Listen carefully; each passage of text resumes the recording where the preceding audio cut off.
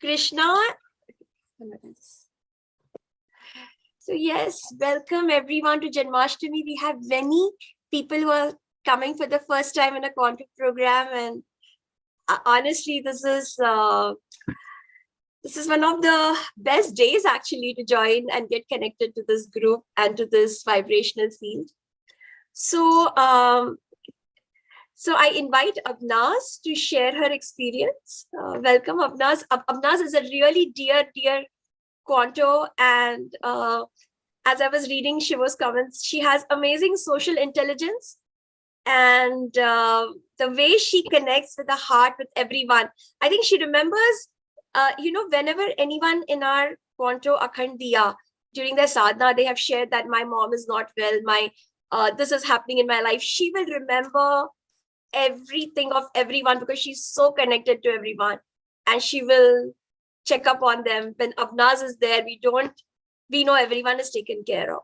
So welcome, Abnaz. Thank you, Mansi. Thank you so much for this beautiful introduction. Yeah, somehow I get connected to people when in their bad times.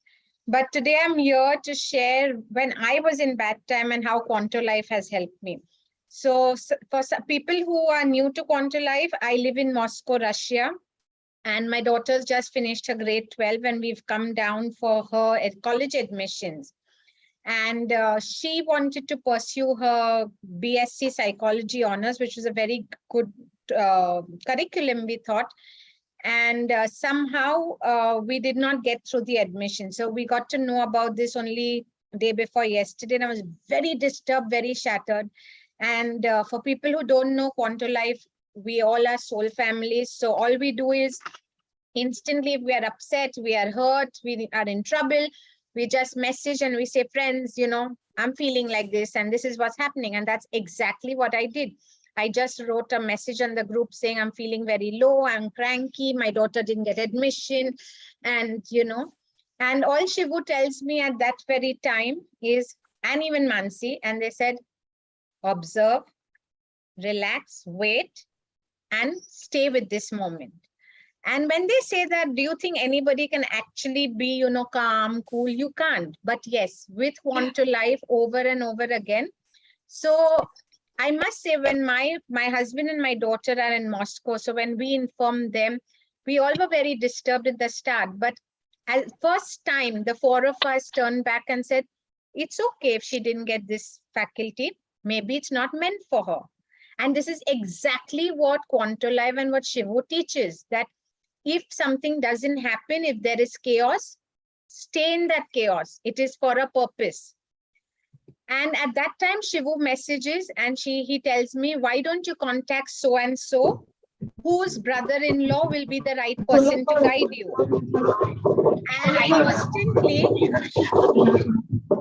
And instantly I remember that when we were coming down to Moscow, Shivu had given me that lead. And I had written to that lady, can you connect me? And then nothing happened and we left it. So when this all happened, I messaged that lady who I had to get in touch with. And instantly she got me connected to her brother-in-law. And Sanaya wants to pursue BSc in MSc in forensic science. And he turns back and says, I'm happy you did not get admission in psychology.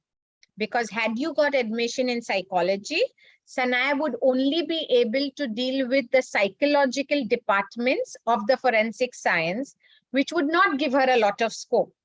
So if she does BSc, normal, traditional BSc, her avenues will be wide. She will be doing chemistry, physics, maths, or chemistry, physics, biology, and that will give her a big variety to choose from, which department she wants to go, what kind of forensic science, and she would have been very narrowed down with psychology. And friends, I cannot tell you how thankful at that moment I felt that had Shivu not given me this lead, had my soul family, had I hesitated even one bit of not showing my feelings to the group, I would have not got this timely help. One lead to the other, and I would have not been so peaceful. Yes, my process is yet taking long. We've again reapplied, so it's going to be, the colleges have started. but we are very composed, yet whatever is happening is with the will of God. So my deepest gratitude to Shivo, Mansi, and to Quanto Life, because this is what Quanto Life is all about. It just teaches us to, accept what is given to us by divine, and to be able to read these messages, which most of us common people cannot read. But you get self-tuned with a lot of sadhana every day and with a lot of programs in Quanto Life. Eventually you get there. So thank you very much, everybody. God bless you all. Yes, Abnaz, and you also got a mentor for your daughter, who is the head of one of the most prominent forensic laboratories in India. Absolutely. Not for one conversation, but even for your life. Actually. Absolutely. And he isn't just, just the head, but he's dealt with Sushant Singh's cases, and he's really of high profile, and this couldn't have happened had we just been, if I had not opened up my feelings to all of you all. And it was just one message where I expressed how sad I was feeling that day. And that took me from one step to the other. And I'm feeling so much relaxed today. So Shivo, thank you very much for the lead. Sincerely appreciate it. Thank you.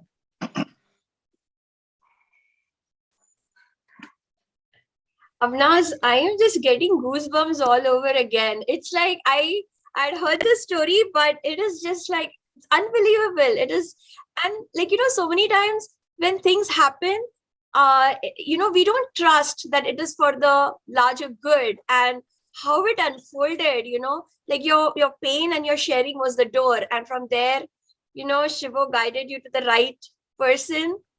The right channeling happened. And I feel that that is what the message is today, is to channel the divine. And to channel the divine. And you know what you said, Mansi, is so true, because my daughter, both my daughters actually, but especially Sanaya, she's been an all-rounder. She scored 90.80 in her CBSE boards. And throughout her school life, you keep telling them, oh, your 12th standard, study, study, study. And only when we came to Bombay, though doing CBSE, getting such good scores, we realized that this year, because of COVID, your CBSE board scores had zero value. The only value was the college exam, which because of my father-in-law's death and her board exam, she couldn't prepare, but we let her give it. Obviously, she didn't fare very well. But this was all the plan of God, which you don't want to, a lay person cannot recognize it. Yes. Yeah, so here Abnath is making a very good point, which is very apt for today. What it is to be a cosmic channel. Many times we may think that we have failed, and we may have a lot of sadness surrounding it, but actually it could be the divine plan. And if the moment we accept that failure wholeheartedly as a blessing, this has been my experience of whole life. Every time a big failure came, and the moment I was able to accept it totally and deal with it like a blessing, actually it turned out a blessing. And in fact, I've seen so many people, they had a blessing, but they treated that as a curse. For example, they were waiting for promotion, and then the promotion happens. And then they are saying, oh my God, after promotion, I'm in. I was. Shivo, we can't hear you. Shivo, your voice is dragging. Okay. Let me this one. Let me change the phone. Maybe that will. Am I audible now? Not perfectly. Not okay, perfectly. Let me change the phone. Yeah, just give me a minute. Of course. Avnaz, I feel that Sanaya getting into psychology was your wish and your family's wish at that time, and then what happened was Krishna's wish. Probably. You know? And also when we did Sanaya's APY, somewhere Shivu had just mentioned that if she does something in psychology, she'll do very well. And that was another thing that was triggering of my sadness, that, you know, he's guided us to do psychology and my daughter can't get in, and now what will happen? And I actually thought that minute when we got to know that everything had just crashed, like a glass vase was totally broken, and I was so shattered. And just that message took me from one leap to the other. And by night, okay, another very good synchronicity happened. That day in Akhandiya is a program we have every day at 10:30 in the night. And at that time, I messaged, because I already got the message from the gentleman that I had to call him. So I had already written on the group, I may not be able to attend, but I knew that the whole team and all the members were going to take Sanaya in invocation and were going to bless her. So I said, how can I not be there? So I had kept my Akhandiya Zoom call open, and everything was going. That gentleman didn't call me up. And just when Preeti spoke about Sanaya and said, we'll now, you know, all of us will. And that's the time that gentleman called me. I mean, just the way Mansi saying goosebumps, at that moment, I got goosebumps, that this is height of synchronicity. And these small synchronicities keep happening. A lot of time we would take it as coincidence as lay people. But with Quanto Life, you'll see that the synchronicities are message from the divine, which we have to really be alert and tap on. Avnaz, you know, what happened was not just synchronicity, it was synchro destiny. It Absolutely. opened, that synchronicity opened the destiny of Sanaya. Yeah. So it's just amazing. Just amazing. So we will, Shivo will be back in a moment. He's just changing his phones. And Atin, can you make more co-hosts? Or if you're not going to be around. Send a message to you on WhatsApp. Yeah.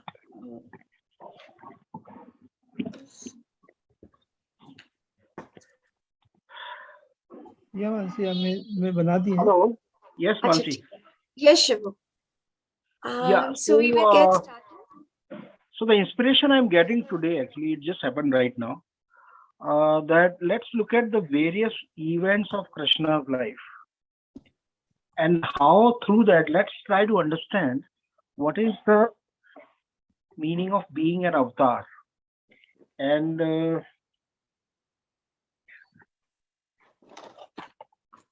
when I'm talking all this, my purpose is not that we say, oh my God, Krishna is avatar and let's worship him. I really feel that's not what Krishna wants. Krishna does not want that we worship him for who he is. But what he wants is that who he is, we imbibe him today and we explore our own potential of avatarhood. So I know a lot of people will be shocked with that, but let me tell you, the Hindu philosophy very clearly says that all of us, okay, let me explain this more. So Hindu philosophy says every being in the cosmos will become a god or goddess one day.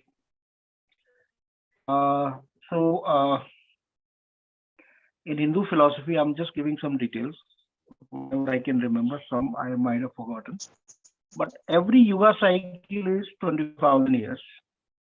And 1,000 Yuga cycles constitute one Kalpa.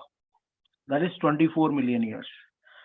So we are in, okay, now every Kalpa,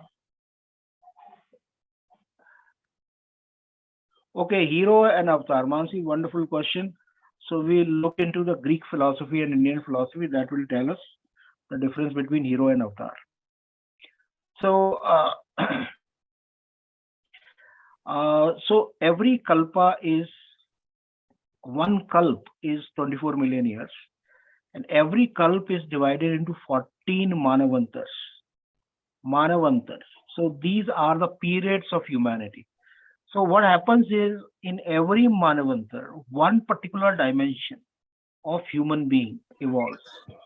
So in the first Manavantar, when the human beings began, that according to this Bhagavatam philosophy was something like 10.65 million years back. And now this wonderfully coincides with the scientific research. Earlier, we used to think that human being is just 150 to 2,000 years, 150 to 200,000 years back, human being was born.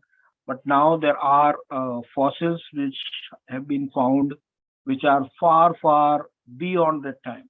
So we have already found a fossil which is more than 3 million year old, and it was found in Africa.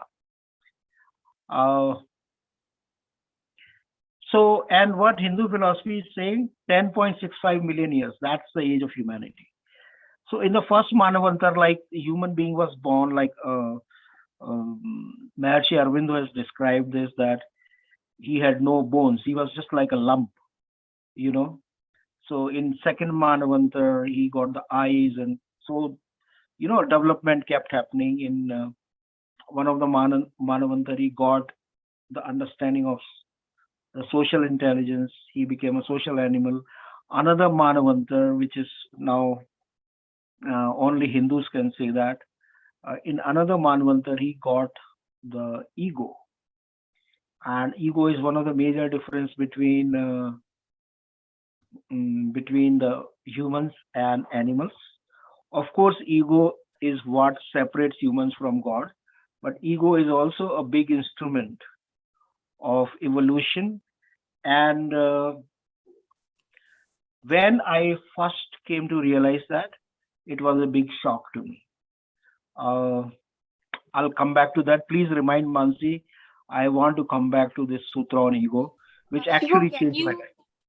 Yeah, Shivo, can you move the camera a little bit? Can you, there's a lot of headspace. Can you reduce it a little? Like, can you come? Is it possible? Should I come closer or? No, you need to probably come closer or move it a little down. Mukul can tell you. Distance is fine, sure. Just move camera down. थोड़ा नीचे करो. How good? शिवो वो head space है ना, इतना सब रखने की जरूरत नहीं है. Yeah. Shivo's seventh This is chakra. good. Yeah. Shivo's seventh chakra takes a lot of space. So. Nice. Sorry. Yeah, sure. Yeah. So actually, I had planned to conduct session in a very different way, but it is now descending in a very different manner. Shivo, what do you want to remind on your ego journey? Which one? Yeah. So just remind me about ego. I will speak on that. So Shivo, we also want to share a new beginning that we're going to release on your birthday. So keep in another half an hour. I'll share that also. Okay. So I was mentioning about Kalpa. So in one of the Manavantar, human beings got the ego, the tamas.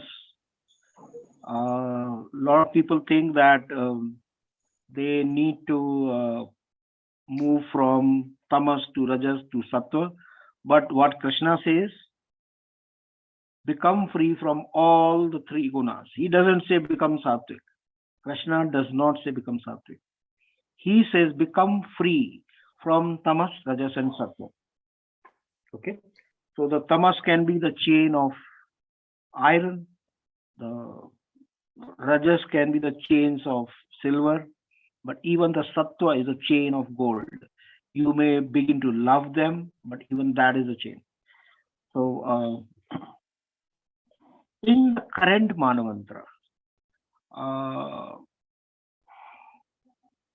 Vivashwata, I think it is called Vivashwata.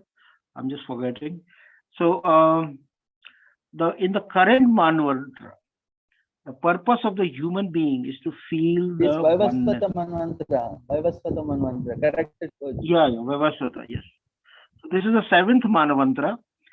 So like Aurobindo also said, the human being is almost in the middle. He It's not that he has begun it, but it is also not that he is there at the end. He is at the middle, almost the middle. So when the seventh Manvantara will end, human being would have completed half of its journey, and the rest half of the journey is very, very exciting. And Aurobindo used to call it the superhumans. We all will be superhumans, and I will be explaining what the superhuman means.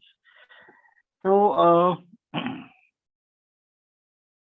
so Vavasvata Manavantra. In this, the human beings, the purpose of human beings to develop oneness among themselves. Vavasvata has a connection with sun. So they become like sun. Okay. So, and the 8th, 9th until 14th Manavantras, they are supposed to develop the qualities like gods. In one, they are supposed to develop qualities like Indra, in another Rudra, then in another Vishnu-like qualities, and then Rudra-like qualities. So all of us are going to be the god and goddesses. According to Bhagavatam, every being will be a god or goddess in another 13 million years. Okay. But for some, the journey is very fast. Like for Krishna, the journey has been very fast. He already reached that oneness, that godhood, that avatarhood. Mansi, we are in the 7th Manavantra out of total 14. So we have not completed 7, but we are in the 7th. So the quality of the 7th Manavantra is we develop the vision of one humanity. We all become one. We start to realize that we all humans are one. And maybe even oneness with animals. So we all are one. That is what we all are supposed to be. And in later Manavantras, we all are supposed to develop the qualities of the different gods and goddesses. So, Shiva, is there a deity which is ruling this particular Manav? sun. The Sun is a we are deity supposed that to be rules. like the sun. We are supposed to be like sun because sun treats everyone equally. Shiva, is that the hero? Yeah, so the hero concept comes from the ascending Dwapar. Okay. Maybe we can talk about that also, but I don't know how much we will to talk and how much time we have. So suddenly I'm realizing there is so much to talk about the concept of Krishna. So a lot of people will consider it heinous to think that we all should intend to be like Krishnas. Without taking name, there is one organization, if you mention that, they will start to beat you. Because for them, you are supposed to be the servant, just follow, just pray to him, just worship him, just do puja and do this and that. No, but that's not what Krishna wants. That's not what Krishna wants, that you worship him. What Krishna wants is that you imbibe him. That the way he became the avatar, you all become avatars. We all will be avatars. By the end of this Manavantra, we all will be avatars. Some of them will become avatar very quickly. So on this Janmashtami, the message I'm getting from Krishna is to tell everyone, begin on your journey to be avatars. Maybe very few of you can attain that avatarhood even in this life. Some of you will attain it in next few lives, and some of you will attain it after 1,000 lives or whatever. So what is that journey to avatarhood? So the crux of the journey, no, Avnas, how will you attain it after death? Because see, as a human, when you have the human body and when you have the human mind, you have the freedom to choose. And you have to make a lot of empowering choices. You will make good choices, bad choices. See, the beauty of the human birth is that you will make, you are free to make choices that will take you up, and you also have the freedom to make the choices which will push you down in the dumps. You can make both the kind of choices, right? That freedom, the gods, goddesses don't have. And that's the reason when they want to evolve, they come to this Bhuloka. And some of you are part of 84 Mahadev, and we go to those 84 Mahadevs, Jen, and every Monday Atin takes us there to one of the temples, Jen. And you have heard so many stories of those 84 Mahadev, where in one story, the Shiva, for a small mistake, sends Nandi to the earth. So he's not cursing him. The story says they're cursing, but that's not the truth. He's not cursing. He's saying, okay, this is what is missing in you. And if you really want to complete, you'll have to take a human birth and evolve and attain a state of perfection in this dimension. So as and when those kind of, you keep becoming aware of what is missing in you, even the gods and goddesses are sent to earth to evolve. So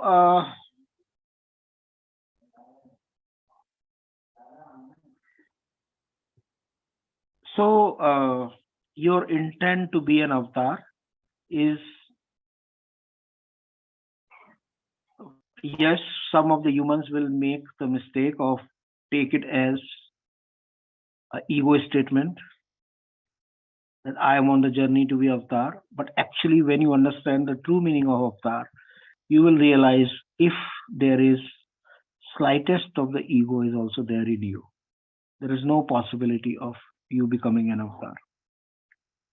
A lot of people think that when Krishna is saying Aham Brahmasmi, I am in everything, I am everywhere, he's talking about I. Sorry, he's not talking about that ego. I is ego. He is indicating that I have become merged. I am merged with God. I am one with God.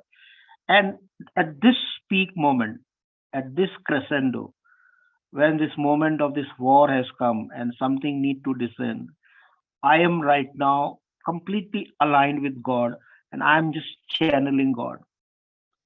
So this is the meaning of when he talks about I. So it's a state of complete egolessness. It's a state of complete merger. So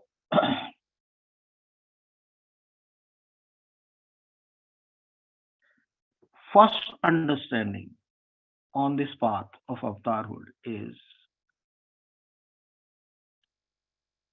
I may have some plan for myself, and I may be very intent and committed and determined to accomplish what my goal or what my plan is. But Avatar always knows that Cosmos has a plan for me. And he always knows that the plan Cosmos has for me is far superior to the plan I have for myself. So he's always ready to sacrifice his own plan for his own life, for the plan life has for him. And he's always ready. He's always in such a deep trust that I may be working with my own plan, but the moment contradiction will come, the moment I get the slightest of the hint that Cosmos has a different plan for me, I will follow the plan Cosmos has for me. So this is the first deep understanding of avatarhood. I may have a plan for myself, but I am always ready to let go, to sacrifice, to surrender my plan to the plan cosmos has for me. And uh, I was reading once, many years back, this very beautiful quote which struck me, and I still remember. Ask not what you want from life.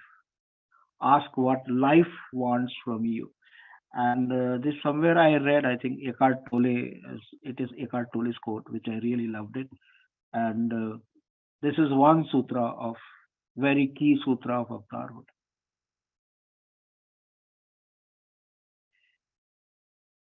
So yeah, Mansi, is there anything which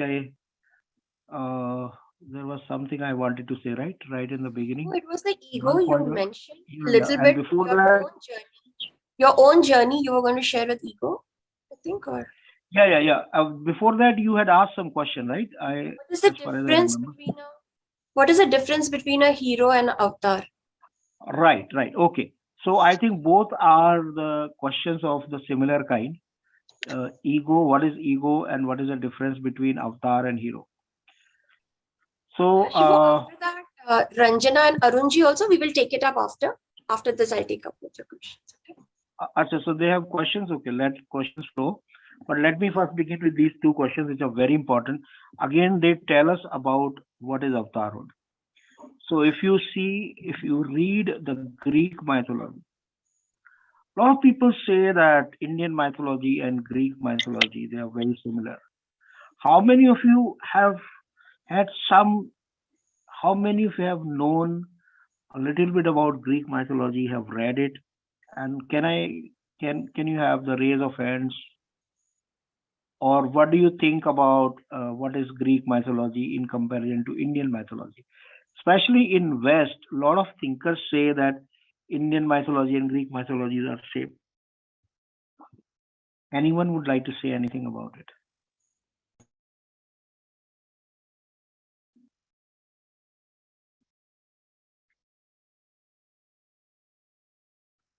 Indian mythology is Oriental and Greek mythology is Western. And Yeah, so what is the difference? difference is we So take in Greek Greek mythology in science also. Greek alphabets are very famous in science, and they are also okay, so greatly in recognized. Greek mythology, you find there are heroes and they battle through a lot of hardships, and finally, they are able to attain something very big. And the gods, those who are called gods in Greek mythology. Okay, so when you understand this difference, you will also know that why Hindu Dharma survives till now, and why the religions like Greek religion, they just ended. Yes, Mansi, it could be a step towards that, but how that evolution can happen, that we can probably understand. Yeah, so Philomena says the Greek mythology is very warlike, which is true. So in Greek mythology, you will see that the god always win, and they commit such heinous crimes.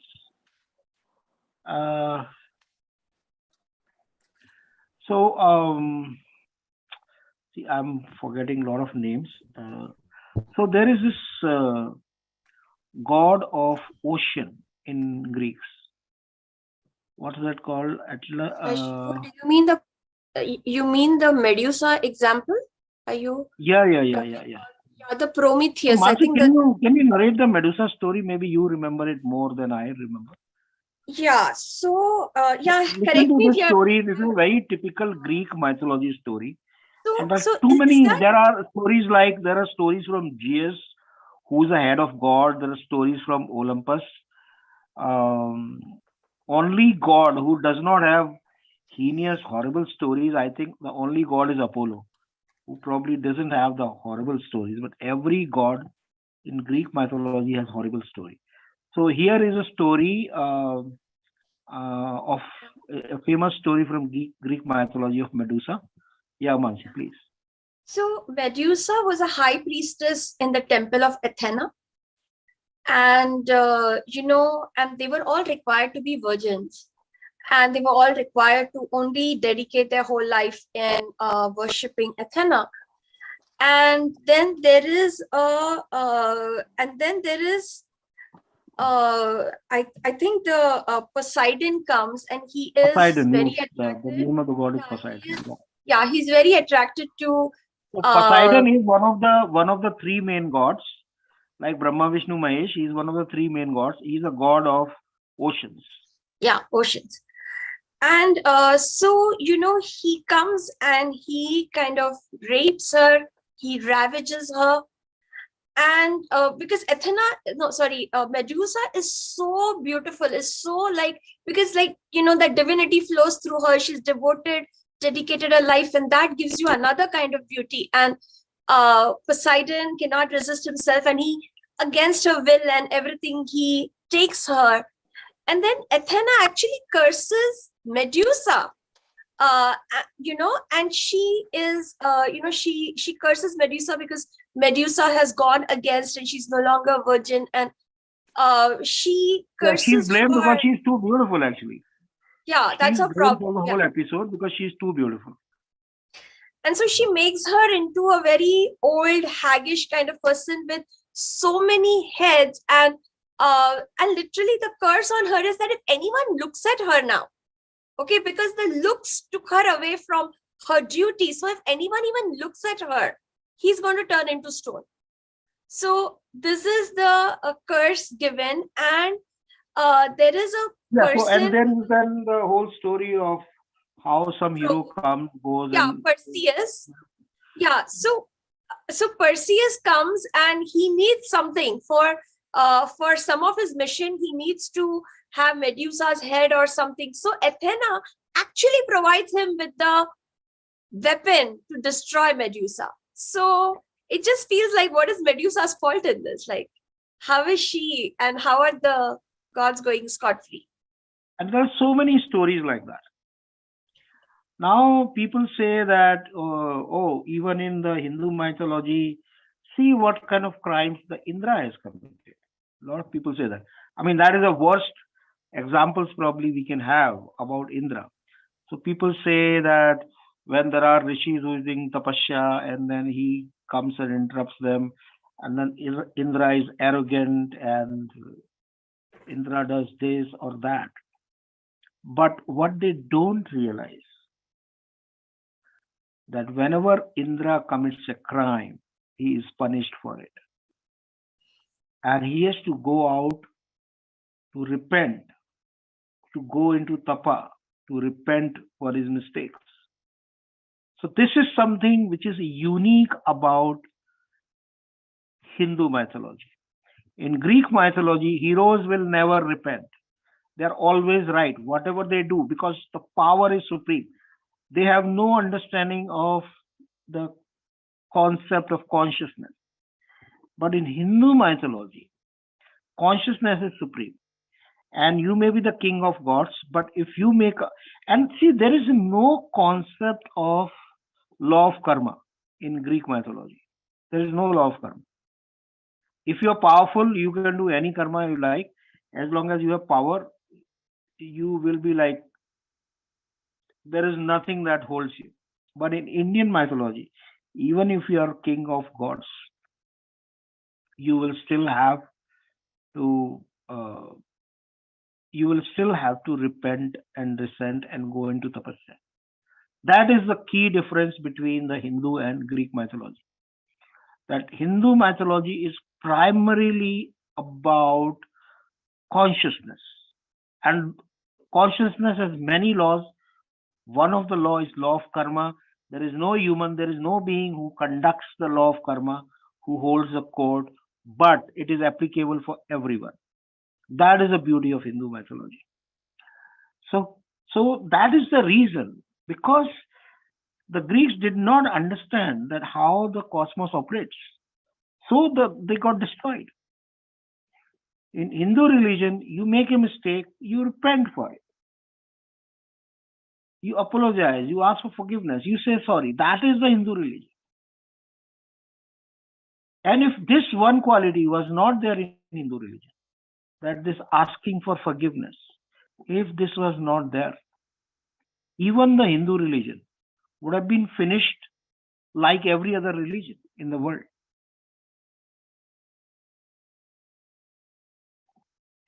So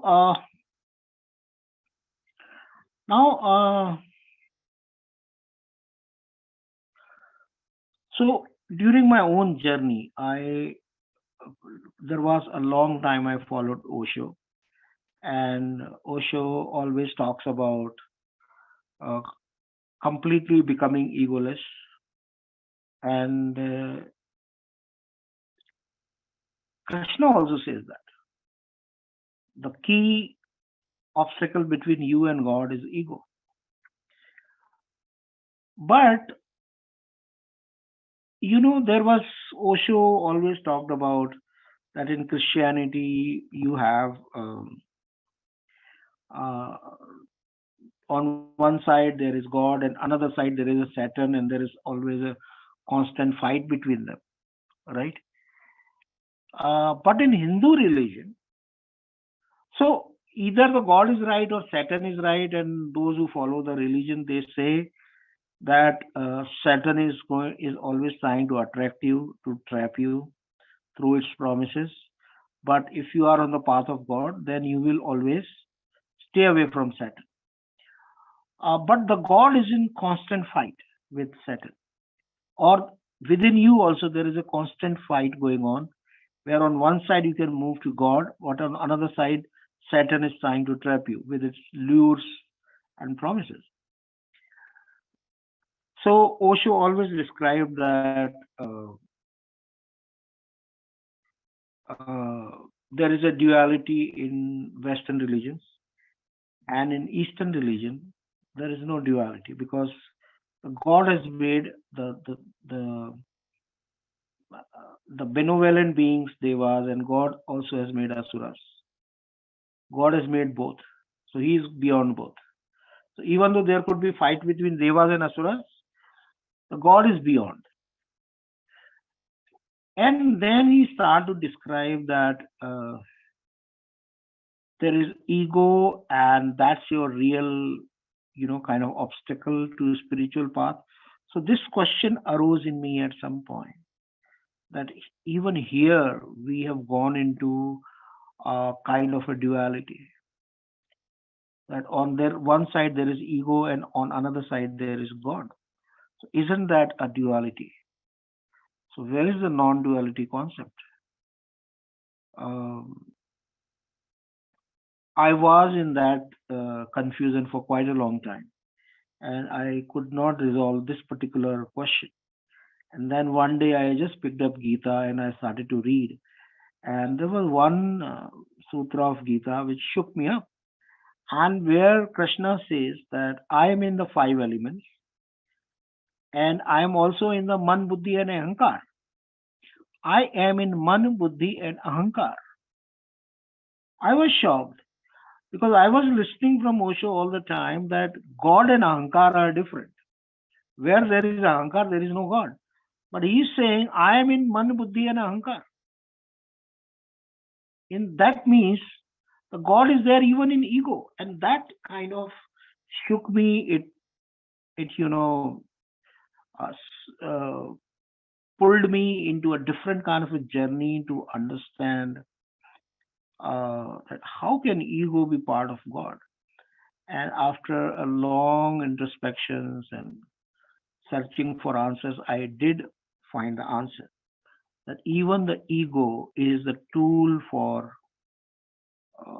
cosmos, for its own evolution.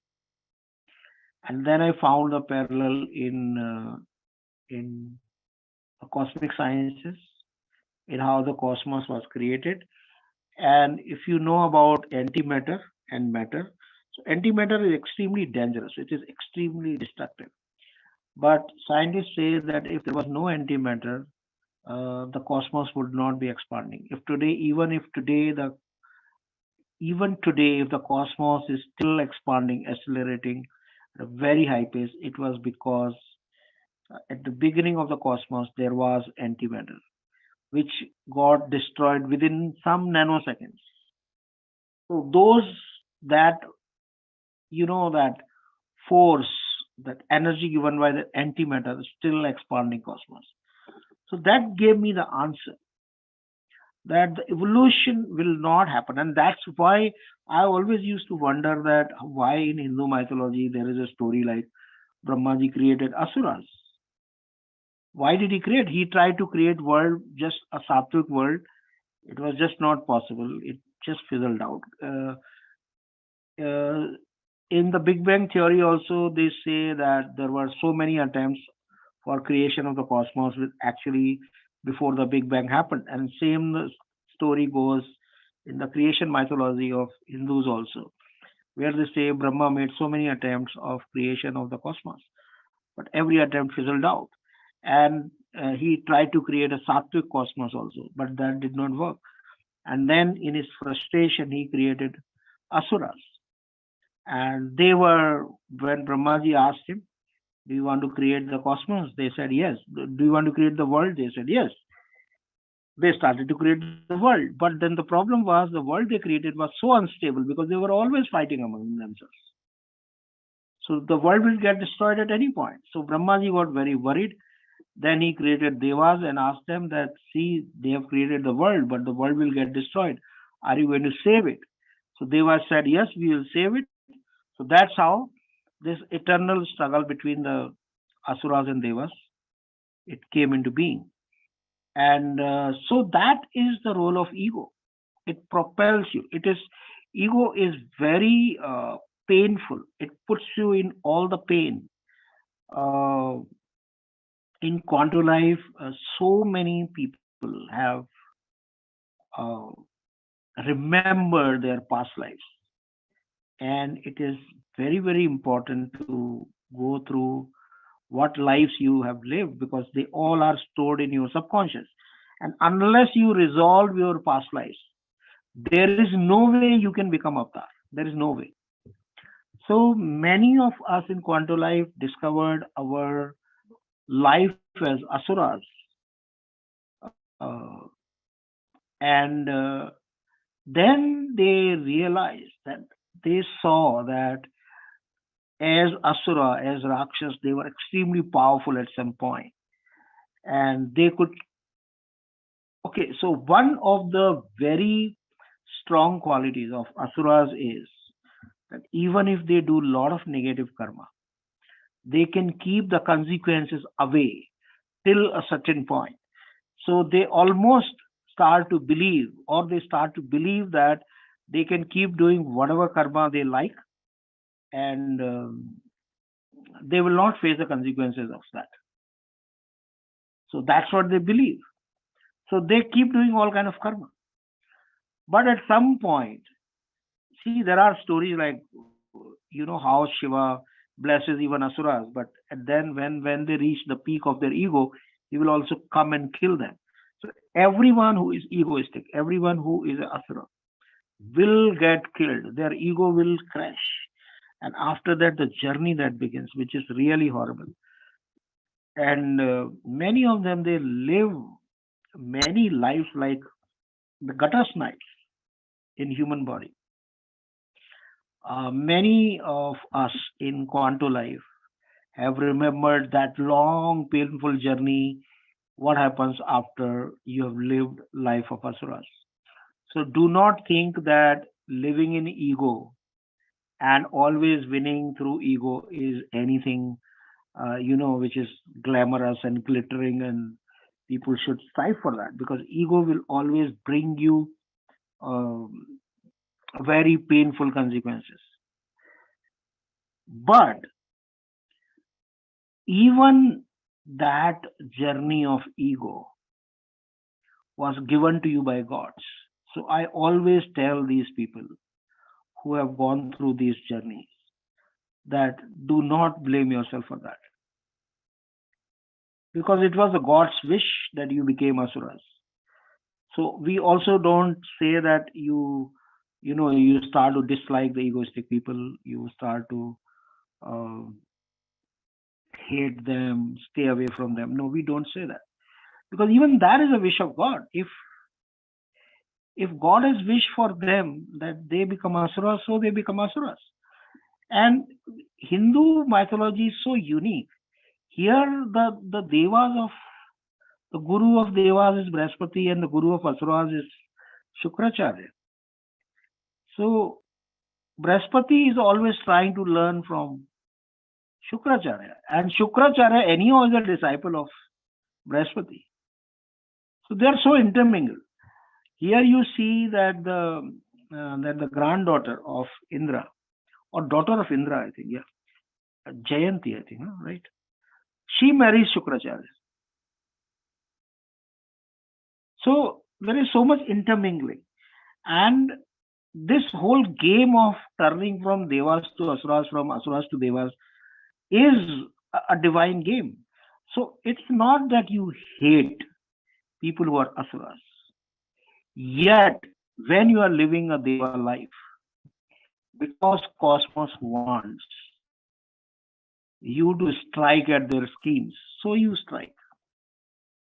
Ram kills Ravan not because he hates him, because that is the wish of cosmos. As Ravan, when Ravan, his ego grew, he discovered so many different sciences, so much knowledge, and that all was valuable for cosmos. But his ego, in his ego, he has discovered all that. But his ego is so dangerous that now it is out to destroy the world. So the Rama comes, and this whole drama happens, and he kills, not because he hates him, but because this is the wish of cosmos that he kills Ravan. So someone on the path of avatarhood doesn't hate anyone, doesn't dislike anyone. Even if that person is the worst person in the world, he will not hate, he will not dislike.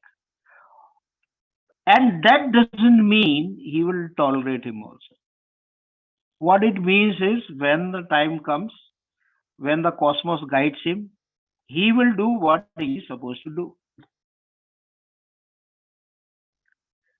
So this is something you will find again and again in Krishna's life.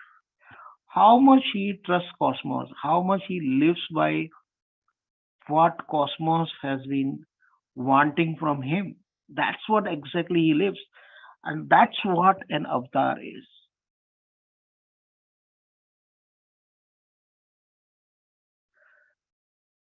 Shivu, just you have often said that, that the Asura life is important to understand the world. We cannot understand the world without Asura lives, right?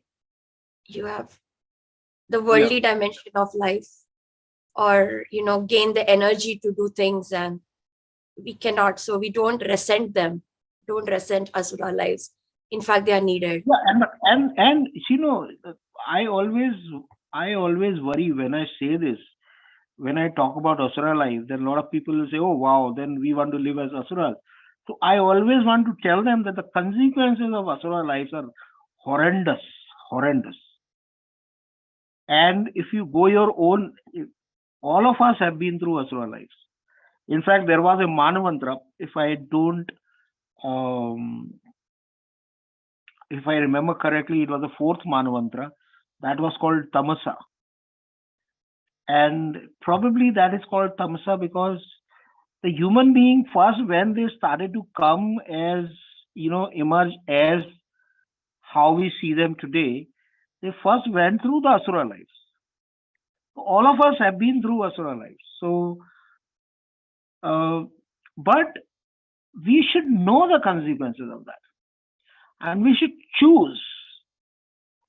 Sometimes the Asura life can attract us. And I see a lot of people doing practices. In fact, 90% of the practices today in spirituality are Asuric practices. And people are happily doing those practices For example, affirmations. What is affirmation practice? It is an asuric practice. It is like, this is what I want. See, what is the difference between the asura and deva? Asura says, this is what I want, and he will do all out. He will do everything to get what he wants. And affirmation is a practice for that. I am rich, I am rich, I am rich. You daily 1,000 times, every day, you repeat. Sit down like a mantra. So yeah, it's like, even if you read the biggest accident that happened for spirituality, but I really feel that was also very valuable for spirituality, is the release of the book called Secrets, which said that you have a menu card in front of you, and you can order whatever you like from Cosmos. It is horrendous, and people started to order anything they like. I want this, I want a car, I want the best car, I want a car better than my brother has, or whatever. I mean, they started to ask for everything without even thinking that they'll have to pay back for everything. So even today, when I look around in terms of spiritual practices, most of the spiritual practices are like that. They're very much like affirmations. This is what I want, so I will get it. And a lot of people are going after those practices. And they are the sure, short way of wandering and getting into the negative lives. Maybe you will get something out of it, but you have no idea how you have to pay through your nose. So these are the third eye practices, and third eye practices are very dangerous. Thankfully, Osho always warned against third eye practices. Osho never always said that mantra chanting is very dangerous. Always said that. Yes, NLP is a third eye practice. NLP, I cannot even fathom that. How do you call it spiritual or anything? In NLP, you are trying to copy somebody's brain. And God has made you a unique being, and you are trying to copy someone. It's extremely stupid, I think.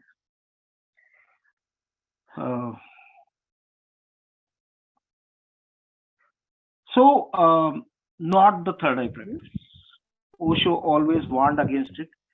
And I understood, thankfully, I understood very much early in my life that the spirituality is not about asking what I want from life.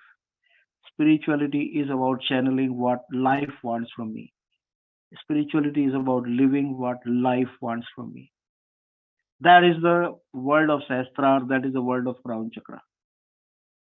So the Quanto Life is a very strong Crown Chakra practice. Third eye is the sixth chakra. It is where you experience the peak, the crescendo of your ego, of your own powers. Your own powers as vibrational structures. So those who are at third eye, they can invoke the different powers to work for them, to fulfill what they wish. Like Ravan was like complete third eye being. All asuras are third eye being. They have the capacity to invoke, they are so powerful that everybody in the cosmos, if they want, they have to come to help them. They know how to get their help. But finally, they do collapse. All of them collapse. So that is the difference between the Asura and Deva. Asura strongly wants what he wants from life. Deva says, I am part of the whole. The whole is me. I will live what the whole wants from me.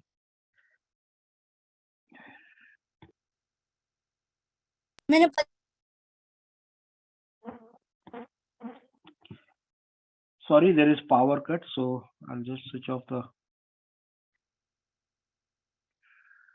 Let me just... There were many questions. There was Ranjana Venkat Arunji. Yeah, can you please read the questions? Yeah, can you all post it or say it? Mansi, can I say it? Yeah, okay. So, Okay, I will... Shivaji, Okay, Venkat. Yeah. Okay. Shiva Please, sir, yeah. please kindly listen to me, sir. There's no yardstick. For example, our evolution is still going. We have 2 eyes, 2 ears, 1 nose, 1 mouth, like that. 2 hands, 2 legs. We anciently we came from monkeys. We had a tail also. Now tail has gone. Uh, and some people look beautiful, some people not so beautiful. There is no yardstick to measure beauty of a person. Do you think evolution, 1 eye is enough, 1 ear is enough, 1 mouth is enough, like Sorry, that? what is enough?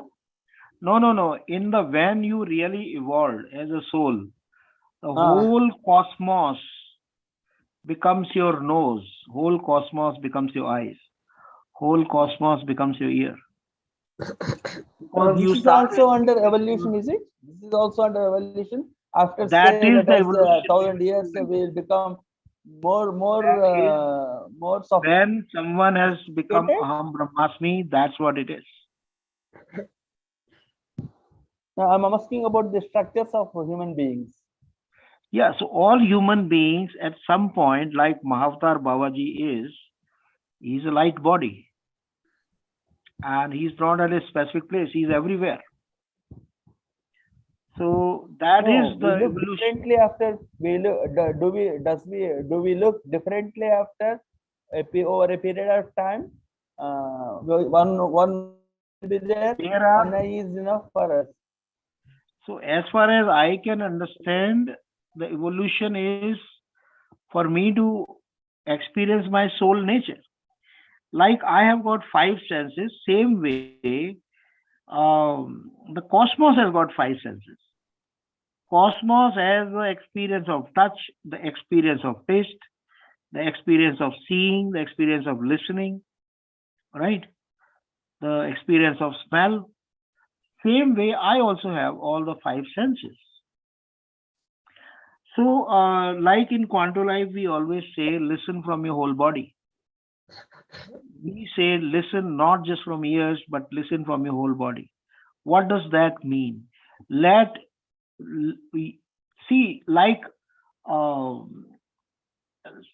so you are listening from your ears. That's not the state of soulfulness. In the state of soulfulness, your whole body listens.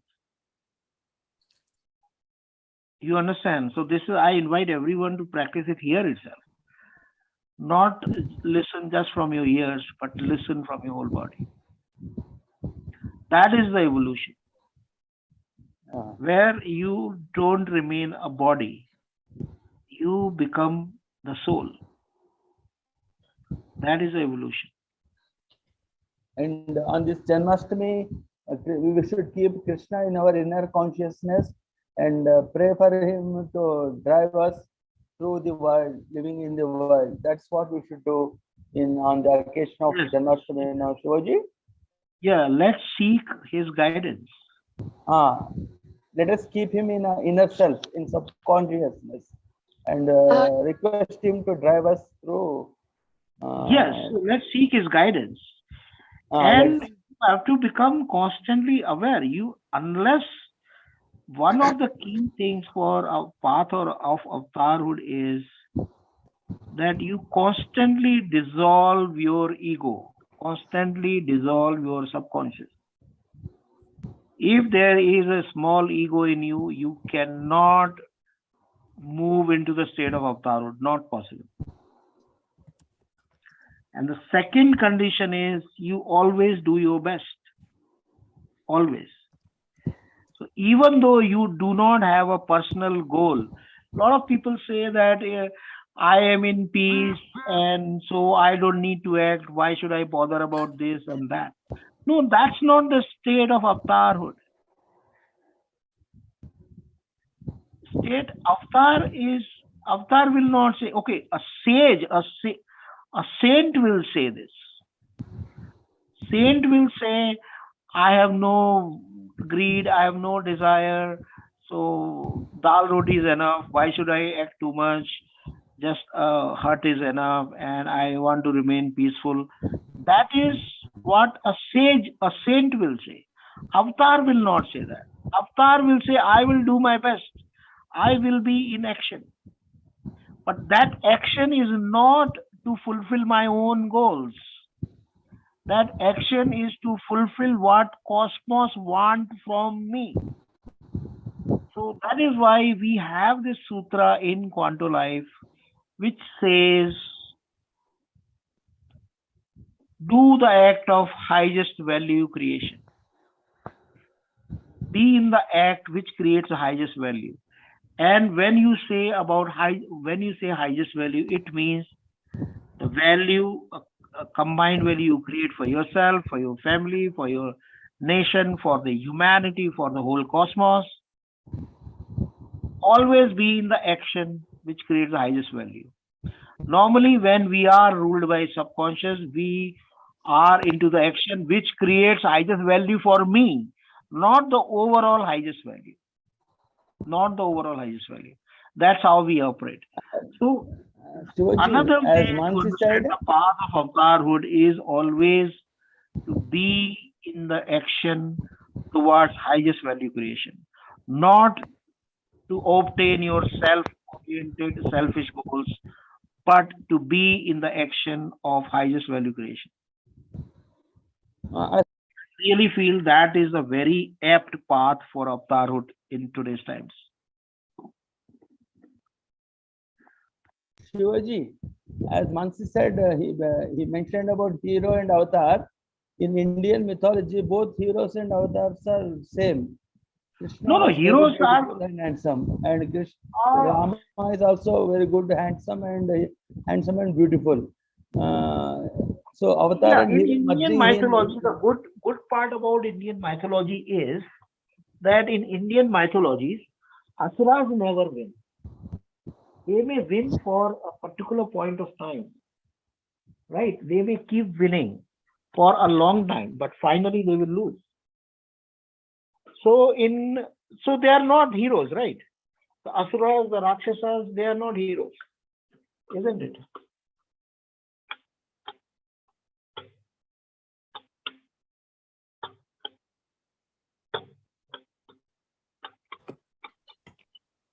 So Shivo, we have Arunji and Ranjana. Yeah. Yes, please. Yeah. Arunji, आप mute पे हो. Yeah, Manisha, that is, you can ask that to Shivo, okay? How to do it today. Yes, yes, Arunji, please. हाँ, मुझे खाली एक चीज पूछनी है कि हमको सारी बॉडी से सिर्फ सुनना ही चाहिए या हमको देखना भी चाहिए, क्योंकि अर्जुन के बारे में ये कहते हैं कि वो सबसे अच्छा आर्चर इसलिए था कि उसका बॉडी का हर पार्ट जो उसको हिट करना था, फोकस, वो उसको देखता था. हाँ, तो इसमें क्या है, हम में से हर किसी का एक पर्टिकुलर सेंस सबसे ज्यादा जागृत होता है और वो सेंस हमको सोलफुल फील करना है. तो ज्यादातर लोगों का जो सुनने का सेंस है, 75% लोगों का सबसे ज्यादा जागृत सेंस है वो सुनना ही है. तो ये मैंने भी एक्सपीरियंस किया और क्वांटो लाइफ में बहुत लोगों ने मैजिक एक्सपीरियंस किया है. हम लोग जब क्लासिकल म्यूजिक सुनने जाते हैं तो वो हमारे लिए कंप्लीट ट्रांसफॉर्मिंग एक्सपीरियंस होता है और उसके पीछे एक ही राज है. और मैं आपको बता रहा हूँ, ये राज जो है ना, मैं कभी कभी बहुत ग्रेट क्लासिकल म्यूजिशियन से बात करता हूँ, उनको भी मालूम नहीं होता ये राज. ये राज ये होता है कि वो क्लासिकल म्यूजिक को हमको फुल बॉडी ऐसे सुनना होता है जैसे कि हमारे ऊपर बरस रहा है. ऐसे नहीं सुनना होता जैसे कानों से सुन रहे हैं. जब आप क्लासिकल म्यूजिक को ऐसे सुनते हैं जैसे कि वो बरस रहा है आपके ऊपर, तब आप उसकी रियल मैजिक को एक्सपीरियंस करोगे. आप एक सेशन में बैठो 1 घंटा, you will become a different human being in that just one session. ये हमारे क्वांटो लाइफ में बहुत लोगों ने एक्सपीरियंस किया है. वो तो उसकी जो वाइब्रेशंस होती हैं उसकी वजह से होता है, ये तो नेचुरल है. हाँ, तो हर चीज का वाइब्रेशन है ना. अभी जैसे मैं आपसे बात कर रहा हूँ तो ये भी तो एक वाइब्रेशन है. बिल्कुल ठीक है, लेकिन जैसे आप फुल बॉडी से मुझे सुनने लगेंगे ना, और मुझे क्या, आप कभी भी एक्सपीरियंस कर लीजिए, जब आप किसी को भी फुल बॉडी से सुनते हैं ना, किसी को भी, जैसे आपका बेटा है, बेटी है, किसी को भी आप फुल बॉडी से सुनिए, फिर आप मैजिक देखेंगे. जब आप उसको फुल बॉडी से सुनेंगे ना, तो सिर्फ आपको वही सुनाई नहीं देगा जो वो कह रहा है, आपको वो भी सुनाई देगा जो उसके पीछे है, जिसको वो नहीं कह रहा है, और ये तो ठीक आपको है, वो भी सुनाई देगा जिसको वो खुद भी नहीं जानता है, खुद भी नहीं जानता। एग्रीड, ये बात तो मैं जिसको मानता हूँ। वो एक पर्टिकुलर स्टैंड कोई ले रहा है, इसलिए ले रहा है क्योंकि उसके अंदर फियर है, लेकिन उसको खुद ही मालूम नहीं मेरे अंदर फियर है। ठीक कहा आप आपने। समझ रहे हैं? जब आप फुल बॉडी से सुनेंगे ना, तो आपको सब कुछ सुनाई पड़ेगा, उसका लेकिन फियर भी आपको सुनाई पड़ेगा। मेरा बस एक एक्सपीरियंस ये है कि जब मैं कोई काम करता हूँ, फोकस अगर उस पर मैं अपने आंखों का, अब मैं आपको बताता हूँ, शेयर मार्केट में मैं काम करता हूँ। शेयर मार्केट के अंदर मुझे एक चीज नहीं देखनी पड़ती, मुझको 20 चीजें देखनी होती हैं।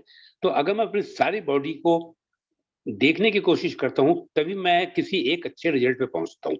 और अगर मेरी कंसंट्रेशन सिर्फ एक ही छोटी सी दो आंखों की तरह से एक या दो पे ही रहती है, तब मैं कुछ नहीं कर पाता, हर चीज जीरो रहती है।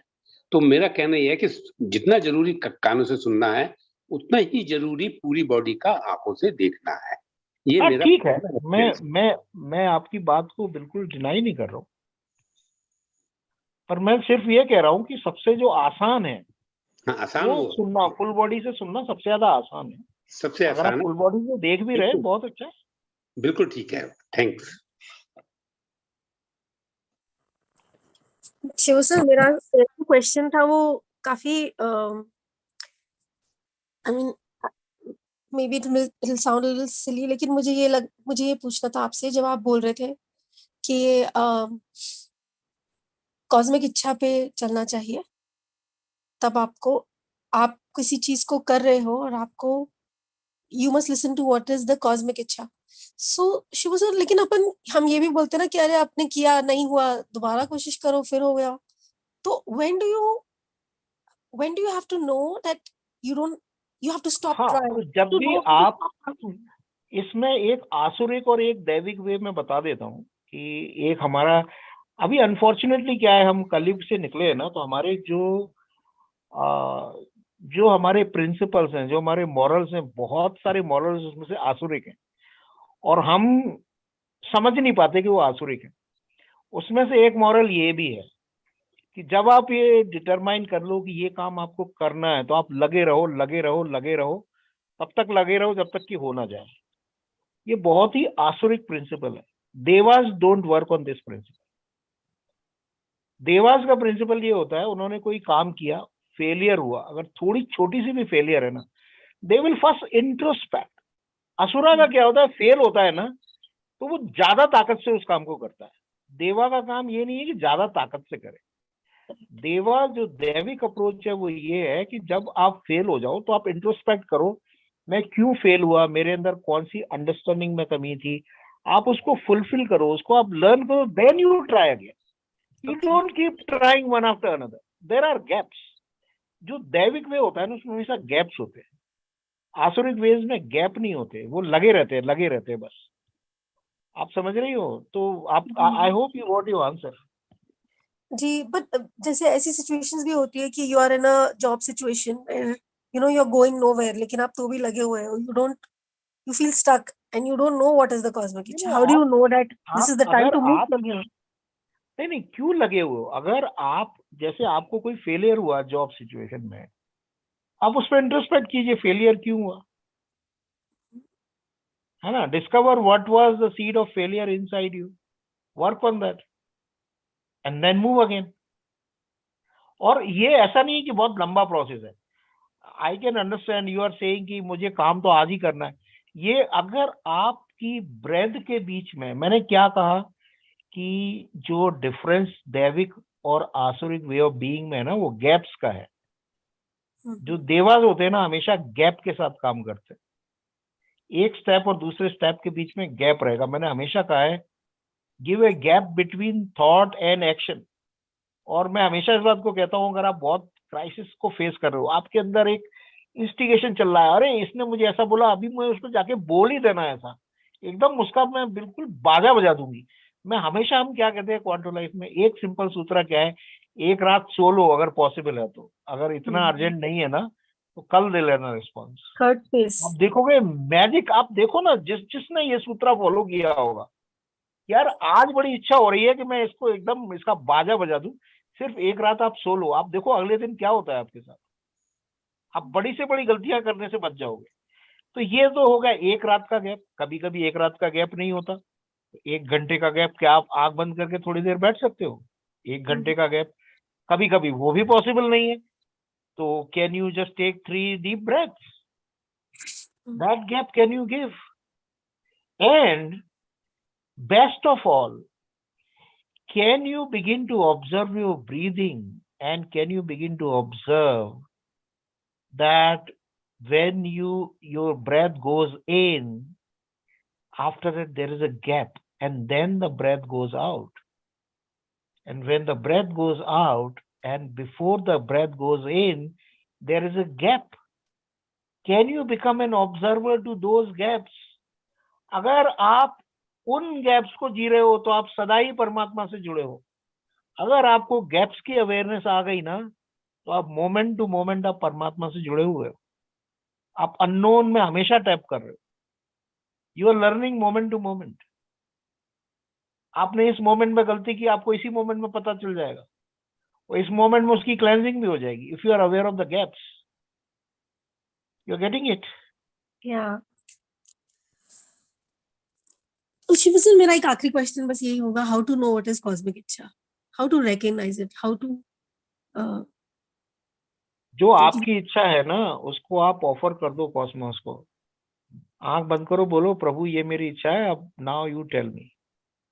Okay, you will receive it. और वो जो जब आती ना कॉस्मिक इच्छा, it will be so fulfilling, it will be so overwhelming. आपकी पूरी लाइफ वहां चेंज हो जाएगी। When you and जो लोग इसको प्रैक्टिस करते हैं ना, उनको ये पता है कि हम सोचते हैं कि हम बहुत स्मार्ट हैं और हमको पता है हमारे लिए क्या अच्छा है क्या बुरा है। जिस दिन आपको ये पता चलेगा ना कि कॉस्मोस की आपके लिए क्या प्लान है, आप भूल जाओगे आपके लिए क्या प्लान है। आपके प्लान कुछ भी नहीं लगते आपके लिए, कुछ है ही नहीं, कोई मीनिंग ही नहीं। आप हंसने लगोगे, यार मैं कितना छोटा सोचता था अपने लिए। आप समझ रहे हो? तो ये कॉस्मिक विश को फॉलो करना है कोई सेक्रीफाइस नहीं है। कोई कहेगा ये हम सेक्रीफाइस करेंगे कि हमने हमारी इच्छाओं को सेक्रीफाइस कर दिया। अरे आपकी इच्छा इतनी छोटी मोटी, इतनी चुटुर मुटुर थी, उनसे कुछ होने वाला ही नहीं था जीवन में। असली तो वही है जो कॉस्मोस ने आपके लिए प्लान बनाया। जिस दिन आपको वो पता चल जाएगा ना, उस दिन आप अपने प्लान को कभी फॉलो ही नहीं करोगे। राइट। वो जैसे वो बोलते हैं ना, वो भगवान की मुट्ठी ज्यादा बड़ी है। ठीक है sir, thank you. Shivo, Manisha has a question and then Suchi. Yeah, Manisha. या उसके बाद भी मानसी कुछ क्वेश्चंस हैं क्या? Shivo, wait. Actually, before Manisha, Shivo, can we talk about what we are releasing in your day, on your birthday? Can I share that? Manisha, can you wait for 5 minutes? Yeah. Manisha? Okay. So, Suchi, just, so Shivo, can I share now? Yeah, please. Can I share? Yeah. So Avnaz was saying about the Tarot Carnival. Avnaz, I'll invite you in just in a moment to share that, okay? Yeah. So I want to share something. Well, it is kind of related to Tarot. So we are going to begin, because this place, I feel that, when we started the Tarot journey, we didn't know what all is going to come up. It just started with Tarot is going to be the, it's one of the most sahaj way to connect to the cosmos and to receive guidance. So we started Tarot classes, and from that the journey evolved into how everyone is a unique tarot reader, uniquely channeling their own messages, based on their own talents. Everyone comes with a cup full of talents, and then they marry that with tarot. And which is why we are launching so many tarot readers in the Tarot Carnival. If you all don't know about it, I'll just ask Rupali or anyone else to put the link. Please join the chat. We have 20 people we are launching, Avnas. Is that what you're saying? Yeah, we are launching more than 20. And Suchi has helped building the website. So we actually have 21 people in that. So we have 21 people that we are launching. And another thing is, this also seems to be, can someone post the link for the guest group for tarot? If anyone has not joined, I highly recommend that. The Monday session is completely free. That's when we'll have the carnival. We'll have a group reading for all. And you're all welcome. Manisha, please show the video if you have. And if someone can put the guest group. Okay. Manisha, do you want to show right now? Do you want me to make you co-host? Abnas, can you share? Because I am not host. So Abnas can share. It is in the tarot. Manisha, I'll make you the host because I haven't logged in from the web. Okay. So Manisha, I made you the co-host. Yeah. So you can hear. So Rupali has posted the tarot link. Please do. It is there has been so much energy and momentum that has been building about it, and so here's a amazing video created by Manisha. Manisha has been, I think it feels like everyone's it is everyone's tarot carnival.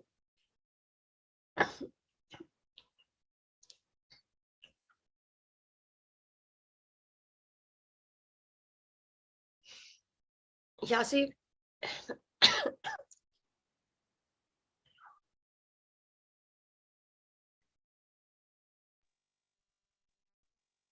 So let me know voice there. Okay. हाँ जी.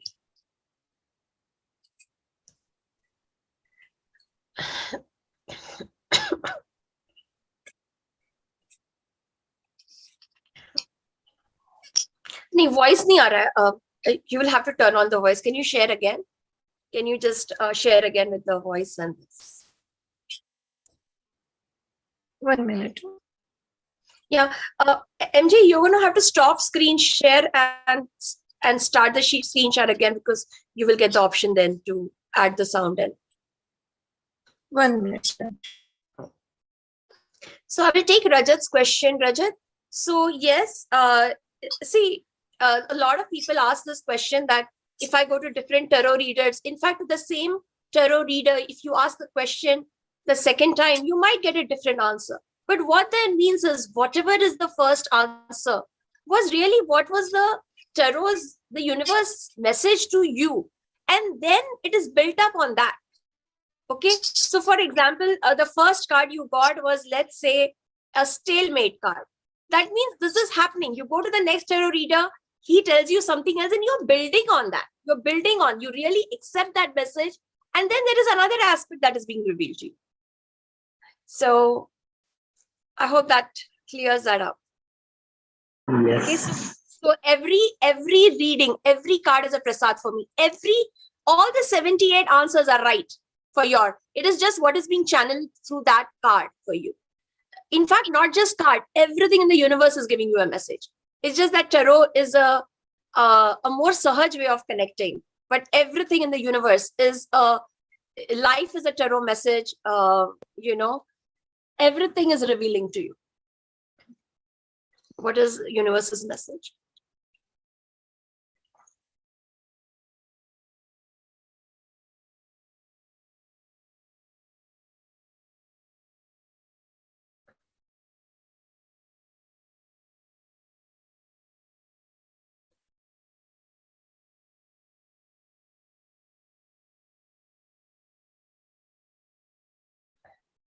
It is not audible. Yeah.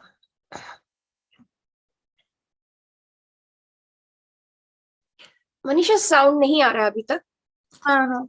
कैसे करूं, मुझे नहीं आ रहा समझ में. कोई और शेयर कर सकता है क्या group?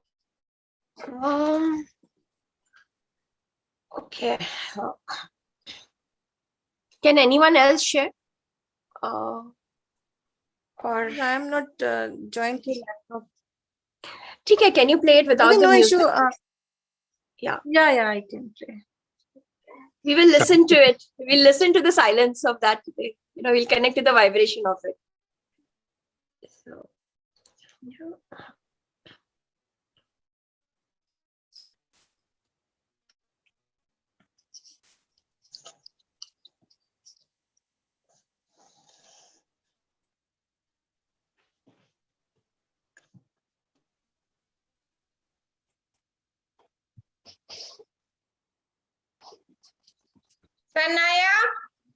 Help me share audio fast. Thank you, Sanaya.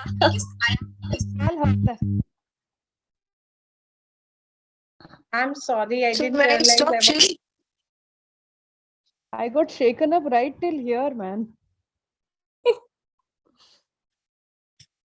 I'm very sorry, I didn't realize I wasn't on mute. Abna, are you sharing? Now you are muted.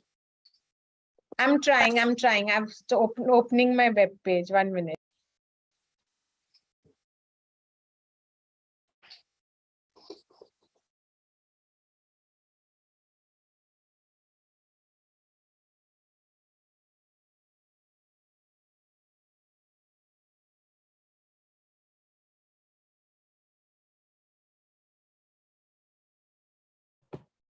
Okay.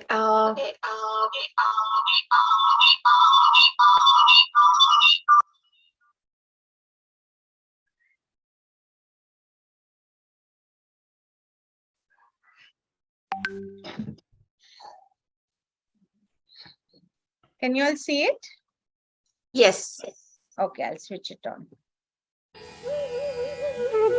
Can you hear? Yes.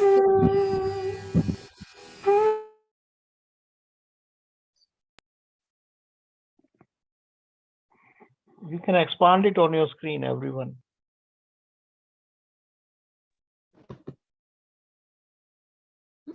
It has paused, so.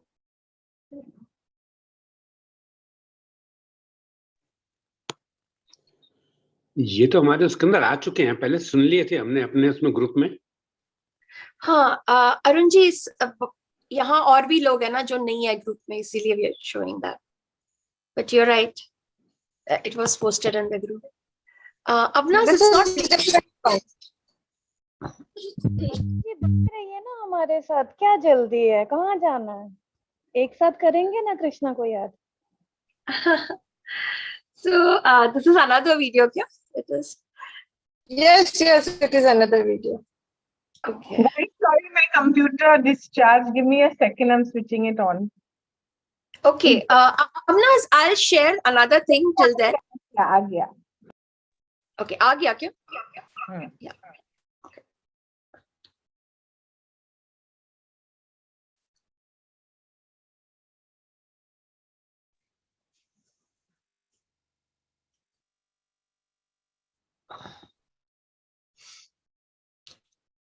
So let us enjoy the gap until Avna's place.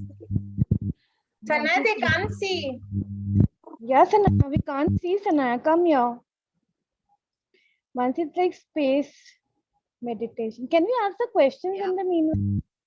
Sure. There was someone before me, right? Sure. Yeah, I think today तो आज Sanaya का miracle सुना तो अभी Sanaya को will have to come to our rescue. We started the program with Sanaya today.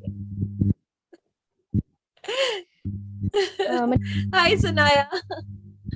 With your question? Or we wait? Yes, Suchi. Hello. Hi.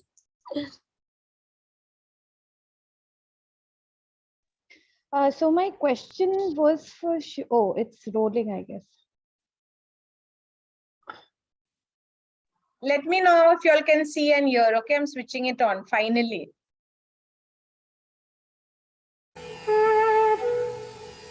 Good.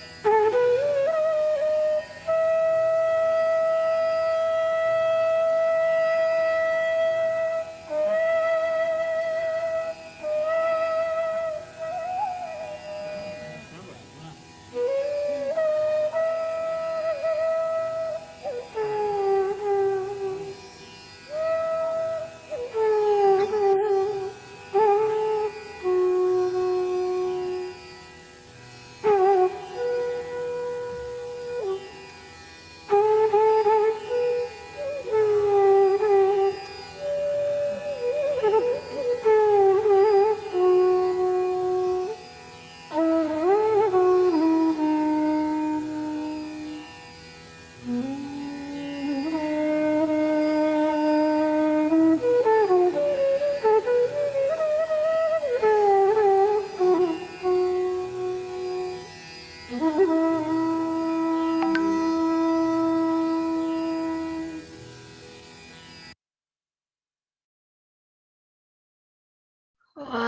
my gosh, Manisha.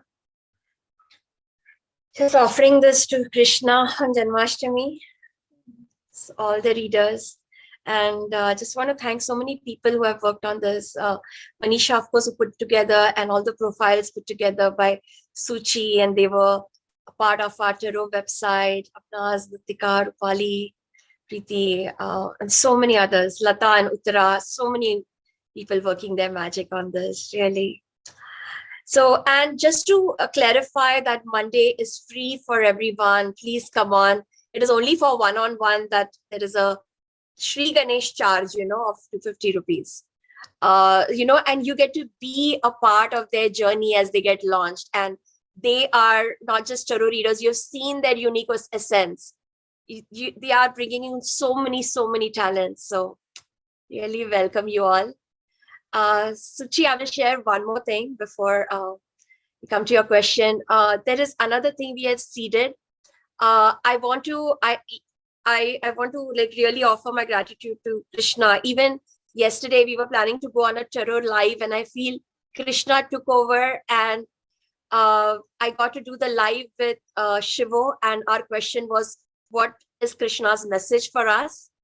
And the card we drew was Ganesha. So I immediately decided to start 2-3 groups, 2-3 projects immediately, and do Shri Ganesh on them also, because so much we are doing so many new beginnings, and this is one of them. This is also a space where a lot of tarot decks and oracles will get released in the world, and this is the first one we are going to work on. So I will share that. And this was made by Vaibhav. And in Tarot Life, for the past few days, he has been posting wonderful quotes by other people on his FB. And I realized that he would be one of the key coordinators of this project. So what we are going to do is start, I'm trying to figure out where is my screen slideshow.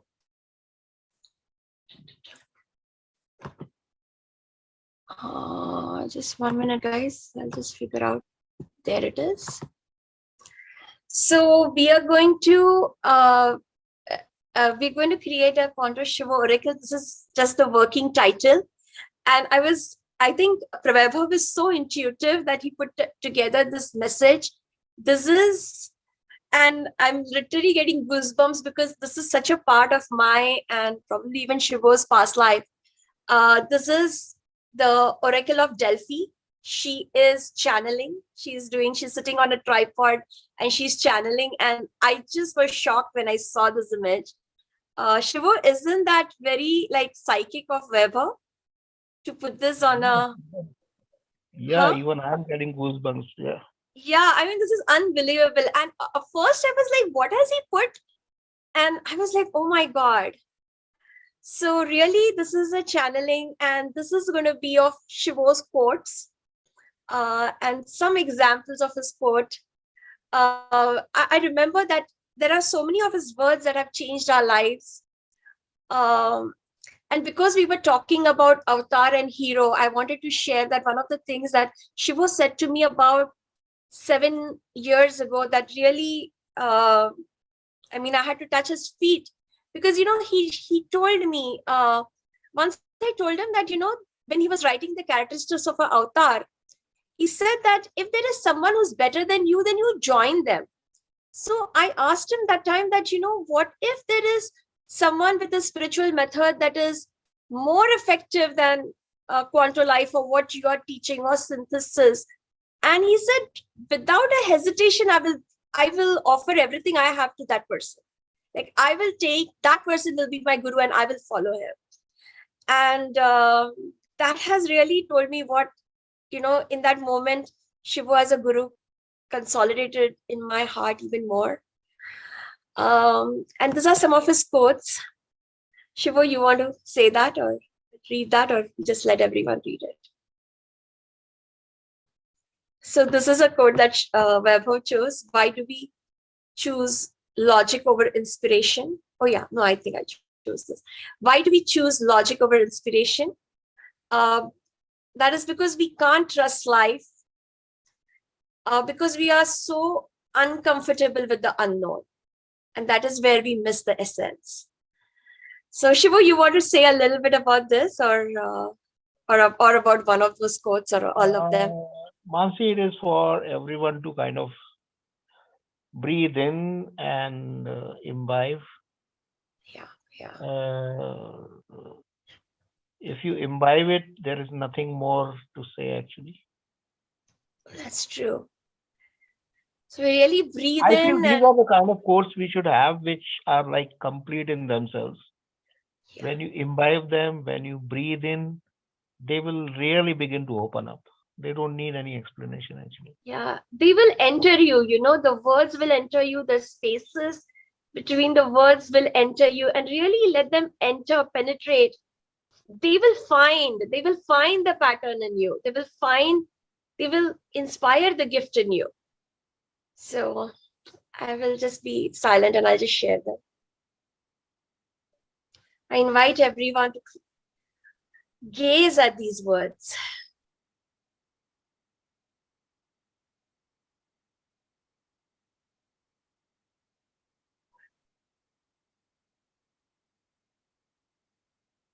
Again, one of my favorites.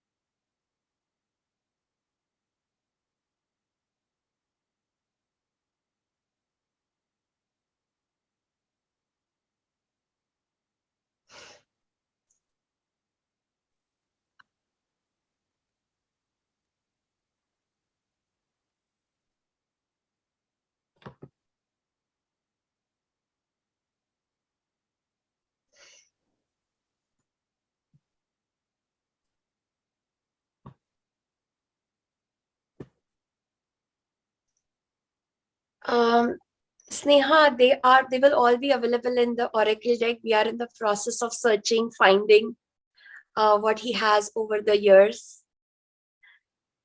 So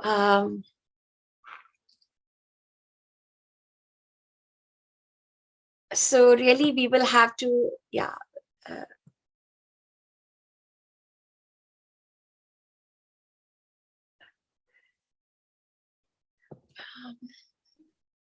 so yeah, I offer this intention, and we had some more questions. Yes, Suchi, and then Ramohan. Yeah, I think so. What Shivo said. Ramohan, let Suchi go first. She's been waiting. Sorry, Ramohan bhai. Okay, Shivo Pranam. My question is that is following the heart same as following the cosmic guidance? No, Shuchi. This is one of the major confusion in spiritual circle, where we say the following the heart is following the divine. It is not true. Because heart is the meeting point of your subconscious and the superconscious. Right? If your subconscious is very heavy, then your heart is feeling what your subconscious is. So follow the heart is true only when your subconscious is substantially dissolved. At the least, when your subconscious has become so light that you are more in the spaces of superconscious than subconscious. Otherwise, if you keep following your heart, then you're following your subconscious, and it's a disaster. So Shivu, does our heart is what that becomes soul? Your heart will become soul when your subconscious is dissolved, not before that. Obviously, just feel this. You have your superconscious in your 3 higher chakras. You have your subconscious in 3 lower chakras. Heart is in the middle. So who is ruling the heart? Is the subconscious or the superconscious? If your subconscious is ruling the heart, then following the heart is a disaster. It's better than, the sign of that your subconscious has dissolved, that whatever your heart says, also logic will say the same thing. When your heart and logic begin to meet, that's when you can feel that, okay, my subconscious is dissolved, and now I can follow it. So one of the sutra I would say is follow your heart, but it got to be logical. Maybe the engine can be the heart, but that whatever you are following, it has to be also be tested on logic. And if your heart and logic both are in the same direction, that is the inspiration. When you are inspired, that inspiration will be logically true as well as it will feel good to you. It will be both. That is a real inspiration. Do you see the inspiration, the logic, and how you feel? All 3 are aligned when you are in the state of soul.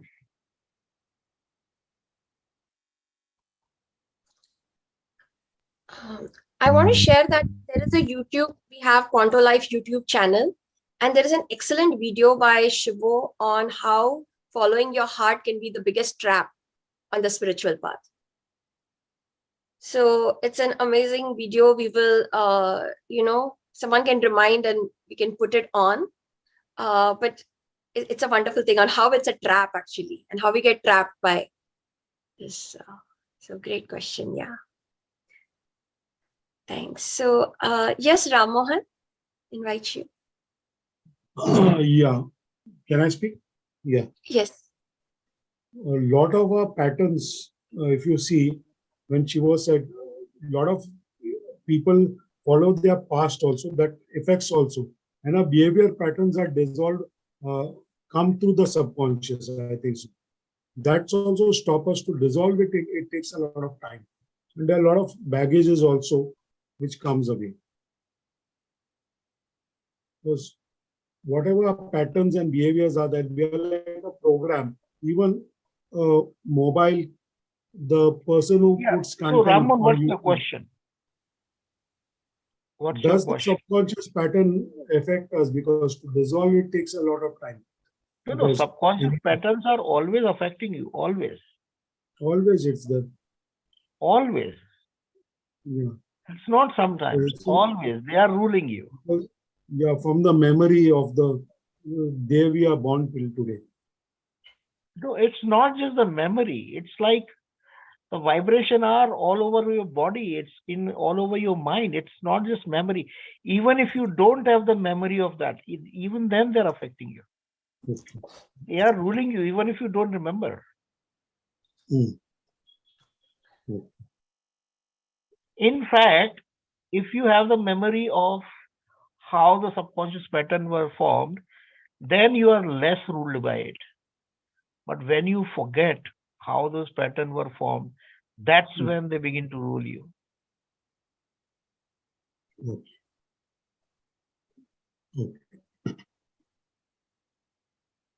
Thanks, Ram Mohan. Shivo, मैं और एक question पूछूं या have I exceeded my quota? No, please. Yes, Lata, please. हाँ, नहीं, Lata, yes, please ask. Ansi, you can do. I'll go after you, or shall I ask? No, it's okay. It's okay. Okay. Shivo, just what my question is like. Supposing now when you're doing regular sadhana and you feel, that the subconscious patterns have reduced, is that something that we can go by, or how do we know our subconscious patterns have greatly reduced, or we are reaching a point of soulfulness? So one of the way to test whether the subconscious patterns are giving up the hold, the repetitive thoughts in your mind will become lesser and lesser. If you realize, if you observe your thoughts, certain kind of thoughts or certain thoughts, they always keep coming, like a loop. Okay, You're getting me? And that loop will break. See, the living in soul does not mean you will not have thoughts. A lot of people have this confusion. A lot of people think you have become soulful, that means there will be no thoughts. No, sorry. You cannot live a minute on earth without thought. Isn't it? If you have to go somewhere in the morning, right? If you have a meeting, you have to have thought. Yes. You have to logically analyze, and you have to say, I have to reach there at 9. That means I will leave from home at this time. That means I will get up at this time. I'll have breakfast by, right? You will have to have thought, right? So a lot of people, a lot of spiritual people make this mistake. They start to become enemies of thoughts. No, you don't become enemies of thoughts. What need to dissolve is the repetitive thoughts, the loop of thoughts, the same thought going around in the loop. Okay. There are also thoughts which are the divine inspiration. How does the divine inspiration come to you? How does the God guide you? That is also through thought, right? Suddenly a thought will pop up. So what is a sign of a divine thought? The divine thought will be like totally discontinuous. Are you getting me? Okay. It's like not related with anything you were thinking. See, logically, there is a subconscious thought, which is like thoughts going in the loop.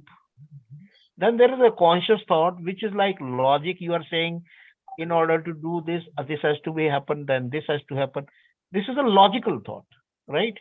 This is a conscious thought. What is the superconscious thought? It is discontinuous. You never thought like that. There is no logical precedent to that thought happening. It just pops up. Out of the blue. Okay. It just pops up out of the blue. But when it pops up, it makes complete sense. It is totally logical after it has popped up. So you can derive all kind of logic from this. But it is not derived logically. Are you understand? Do you understand? You can derive logic from a divine inspiration, but that is not derived logically. It is not logic that has taken you to the divine inspiration. But when the divine inspiration happens, it will sound totally logical. In fact, you will realize when the divine inspiration happens, you will suddenly realize every problem you were in, whatever chaos, confusion were happening, suddenly they are just gone, finished. Okay. That is divine inspiration. Okay. It's totally logical. If your divine inspiration is not totally logical, let me tell you, it is not divine inspiration. Okay. But it is not derived logically. So the synchronicities are also what we synchronicities are perceive. like out of the blue, isn't it?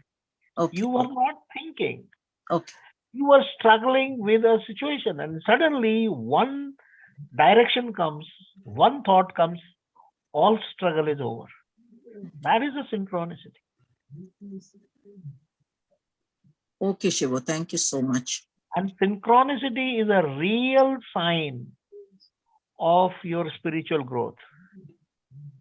if you are really flowing with God, if you are really flowing with cosmos, there will be huge number of synchronicities that will happen with you. Thank you, Shivo. Thank you. For me, the synchronicity, Mansi, please note this down in the quotes. Synchronicity is the highest indicator that you are flowing with God or you are following the God's path.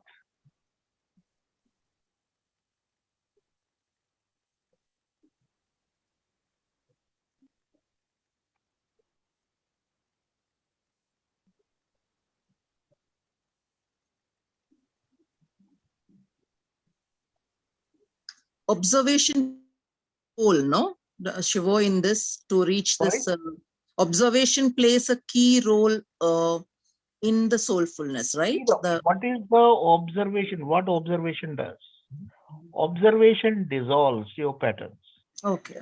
So it dissolves your all kind of subconscious patterns, whether they are inside your body or they are outside in the aura, or they are like collective observation of collective groups of your ancestry, or the collective, the subconscious, collective subconscious of your nation or your caste, creed, whatever.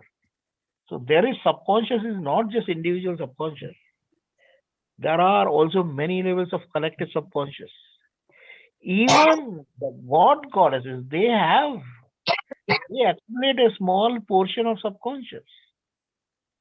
Like one of my major miracle happened because I connect so deeply with the Brahma soul, and I realized that I was feeling a lot of burden and I was not able to figure out why is that burden. And suddenly one day I realized that because Brahma has been cursed for past 2000 years, he has been cursed a lot. That don't worship Brahma, there is only one Brahma temple. If you worship Brahma, you will be cursed, right? Because I'm so connected to Brahma, that curse was impacting me also. You understand? So I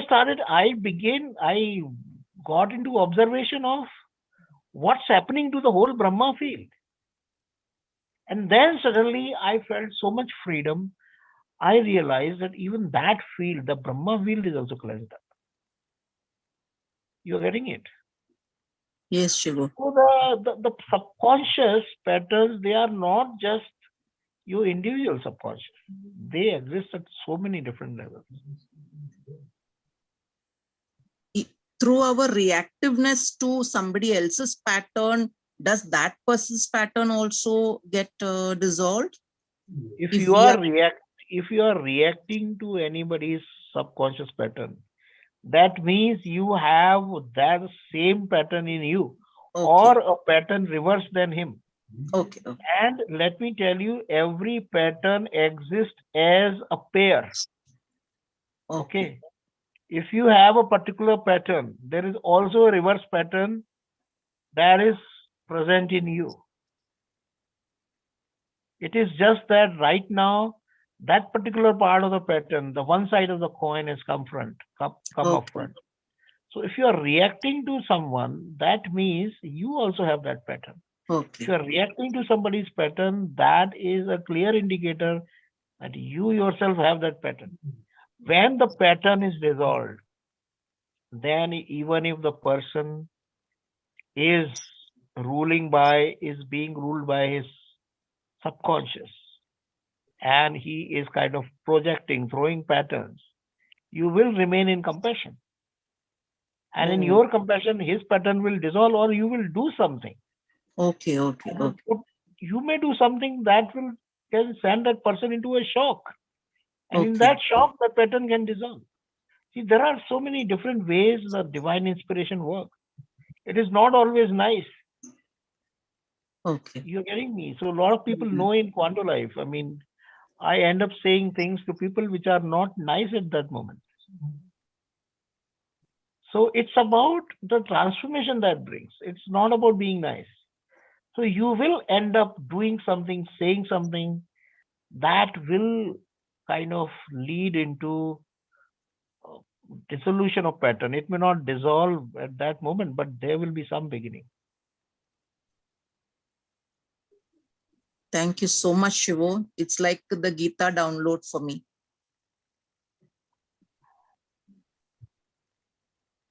Thank you. लता आप झटपट अपना profile दे दो सूची को, okay? See, झटपट कर दो. I'll do झटपट. from नहीं मैं पीछे से सब जितना कर रही. Today I've been contacting lot of people. I'll do that. But I know पीछे नहीं, अभी आगे से. ओके, पीछे से फिर करते रहना, अभी आगे से आ जाओ. Okay, it is not, I feel ki, you know, how you open the door in the beginning, you said ki, you know, you like the other things you don't feel like, and the way you have jumped into it, and you literally have channeled, you know, like you shared your heart with the divine, and divine is chalo abhi mera attention aa gaya Lata pe. So I think कि इसका जो grand completion है ना, इसके लिए आप please फटाफट झटपट give it to Suchi, okay? Suchi is like waiting for your profile. Okay. ठीक है. Okay. मैंने भी chance मार लिया. Okay. So okay, Shiva, I'll ask mine. I know it's getting very late. I can ask another time. ऐसा है तो.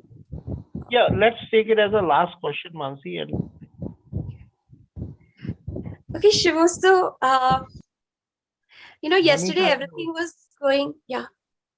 Okay, Shiva, yesterday everything was going good, and I was feeling so good, and suddenly out of nowhere this ego pattern came up, which I was not even aware that I had that, and it just somehow came up, and I said something, and after that, and you know, you were there, you told me to observe that, and then after that I was connecting to Krishna, and Shiva, like, you know, how you say, you know, with Mahadev, increase your consciousness, increase your observation.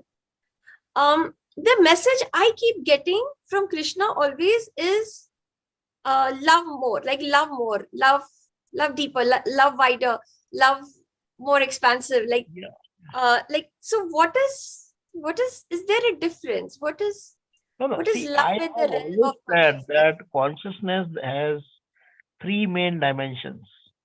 Okay. So one is the Rudra, that is the awareness consciousness.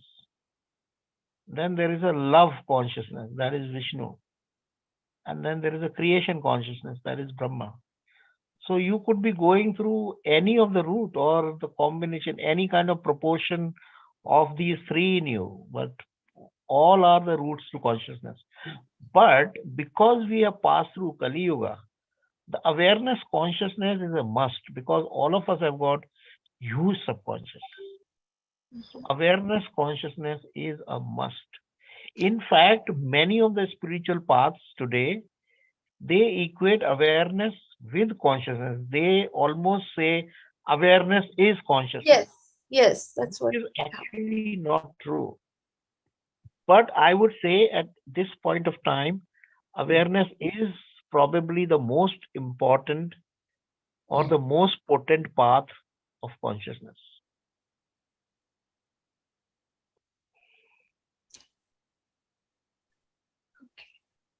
Awareness is, you know, through observation, right? Observation of.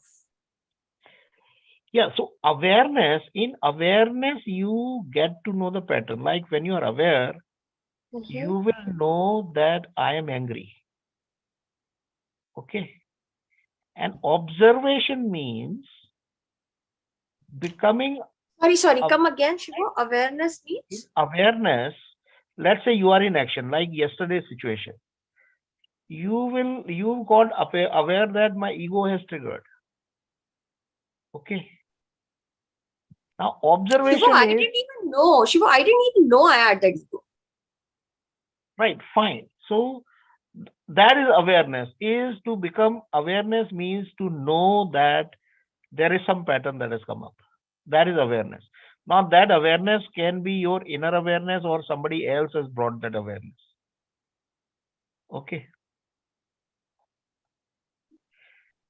What is observation? Observation is to go inside and search for that pattern within us.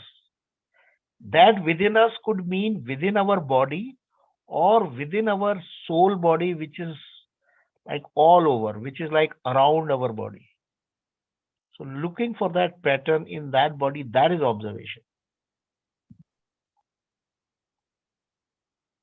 Okay. Thank you. So Shivu, then? I have seen that, a lot of spiritual paths talk about awareness, but the awareness is a very, very slow process of dissolution of patterns. In awareness also you dissolve pattern, but they take huge time. Shibu ये भी लिख दूं क्या मैं oracle में? हाँ, आप लिखो इसको that awareness can take a long time to dissolve a pattern. But when you begin to observe the vibrational pattern, it is like extreme acceleration of that dissolution.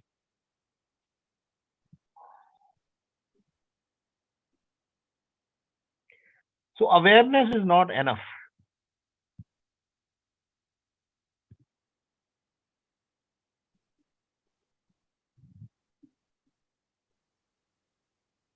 In observation, it starts to dissolve. Yeah, when you observe these patterns at vibrationally within your body or outside your body, that's when their dissolution is like extremely accelerated. Not just accelerated, extreme acceleration. Like you may become aware for 10 years and there is a certain dissolution. The 10 years of dissolution can happen within a week. It is that quick.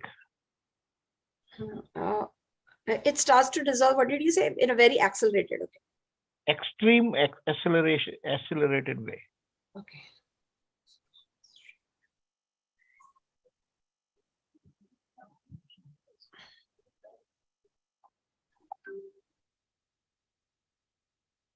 Thank you.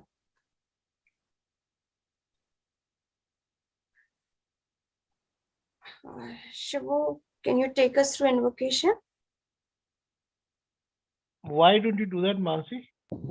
Mansi, can we have a 2 minutes bio break, please? Yeah. Mansi, yes, तुम ही करो आज. Let's experience. Shibu, मुझे बहुत emotional, मुझे बहुत before the thing मुझे बड़ा बहुत मुझे रोना, लाइक बहुत मुझे टीयरी आइड मैं बुला रही थी कृष्णा को. अभी मैं एकदम ये हो गई हूँ, काम हो गई हूँ, लाइक मुझे इमोशन नहीं आ रहा है. हाँ, Good, very good.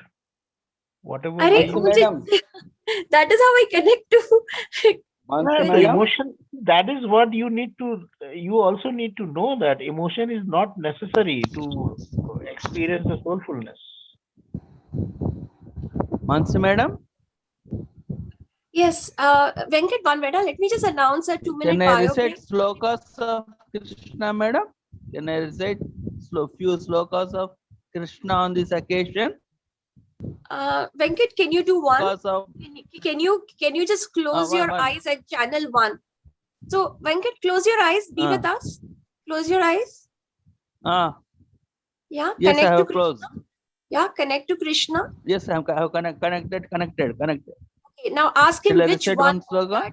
Yeah, ask him which one should I already recite. I already got one thing. The first sloka of Bhagavad Gita. Okay, Venkat. I got it. Yes, madam. Venkat, do you see how you don't take a gap? Just take one breath. Just take one breath. Okay. Just take one breath. Feel it in. Yes, one sloka came to my mind. I have selected one sloka, madam. Okay. The first one now, Bhagavad Gita, I am reciting. Pardaya pratibodhitam Bhagavatam Narayane Swayam Vyasena graditam Pranamunina Mahabharatam Advaitaamrutavarshinim Bhagavatim Astadasadhyayinim Ambatvam Sandidama Bhagavad Gita Bhavadveshini. Krishnam Mande Jagadgurum, Krishnam Mande Jagadgurum, Krishnam Mande Jagadgurum. Only one sloka I have written. Cited, madam. Thank you, Venkat. So yeah, we take one more minute. शिवो, आज हम क्या offer करेंगे?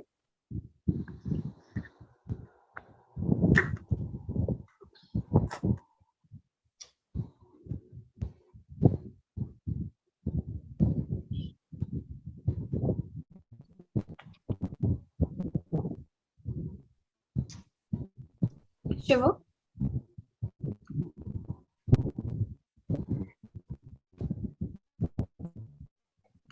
Shivo, today can we have the audacity to... Are you here? Yeah. So today, let's observe the gap and Observe the what? gaps between our breaths. And one clarity I would like to bring: we are not talking about kumbhak. We are not talking about the forced gap you take. No, just observe. There is a natural gap between the breaths, and as you will observe them, they will enhance. In those gaps, you will receive the guidance of Krishna, or you will receive the guidance of God. So you can feel the gaps are expanding, and they're like becoming bigger in your whole body and outside your body. So gap is a way to experience God within you. So today we'll go deeper into the gaps. So we'll really bring our observation there. And yeah. Shivo, can we have the audacity, since today you talked about avatarhood, can we have the audacity to ask Krishna what is our path to that? Absolutely. Krishna will be very happy to tell you. Yeah. Shivo, पर offering नहीं, यही observe करेंगे हमारा breath, and we'll connect to that gap and whatever comes through. Okay, so today's offering, let's feel our ego as our offering. Okay. And there is to my utter shock, one day I felt, okay, so what is our ego? So how do you know your ego? If you can recall, what is your repetitive thought in your mind? That is your ego. So feel that repetitive thought. And ego, you will feel like there is a certain vibrational pattern. जैसे बबूल की जो झाड़ी होती है ना, बबूल की जो एक ब्रांच होती है, बबूल एक का पेड़ होता है ना, उसमें कैसे कांटे होते हैं, वो that kind of a branch you will feel in your spinal cord. That's your ego. That's like the central pattern. So we all can intend to reach our central, the core pattern. That could be the offering. And you can start to, that when you start to feel your gap, this ego pattern will begin to kind of just, dissolve. And it's not going to dissolve in one practice. You have to be constantly aware. And it's a pattern you accumulated over thousands of lifetimes. Yeah, Mansi. Shivu, yesterday you were, I know I'm not going to take any more time, but yesterday when you were mentioning, or today, now when you're mentioning that thing on the spinal cord, which is thorny, can that thorn be connected to a certain chakra in our body? Because in my case, I feel it in my heart. Like I feel that really connects to my heart. And the moment something touches my heart and hurts me, immediately that thing could be. So the whole of the ego pattern will be there in all the 7 chakras. Okay. But one chakra would be dominant. Yeah. Okay. Okay, sorry guys, we will give a silent gap. We will not, I hear Abnaz and all, but are we ready to start? Are we ready to go in? Whenever you all say, I really appreciate the 32 people who are there as almost past midnight. And really, I think I think अभी रहा नहीं जा रहा है. Let us go meet Krishna. अभी तो happy Janmashtami है इसी अभी तो इसी पल में है ना. हाँ. ऐसे अभी मुझे लग रहा है कि अभी रहा नहीं जा रहा है. अभी बस छोड़ो सब कुछ. अभी मिलते हैं अभी. Not that Krishna was not flowing. It's like the song now. कुछ ना कहो, कुछ ना कहो.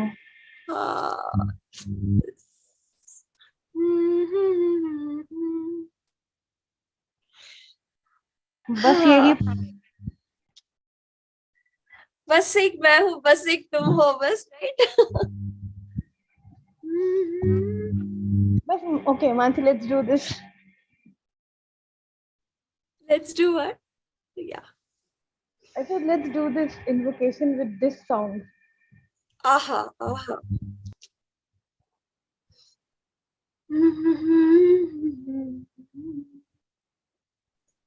समय का ये पल थम सा गया है. और एक पल में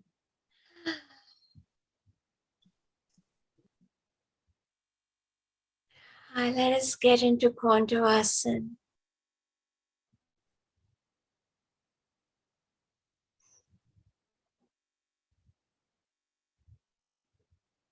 Feeling Shivo.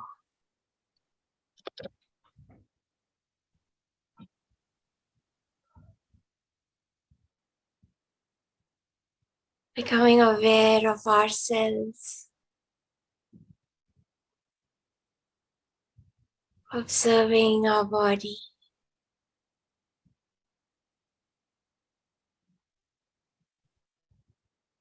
And really observing where Krishna is.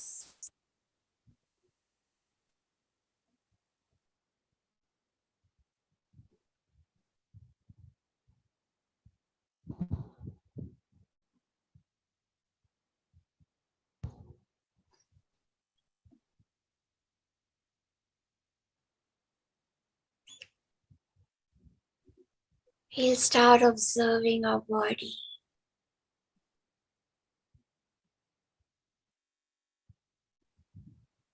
And as we observe, we become aware of our breath throughout. Not forcing anything.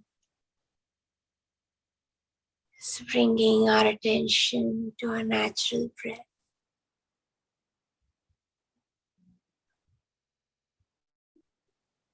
Very sahaj, the in-breath.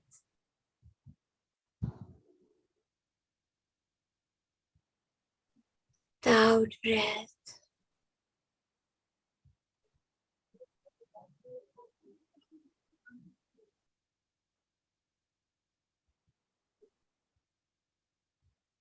How the in-breath curves a little.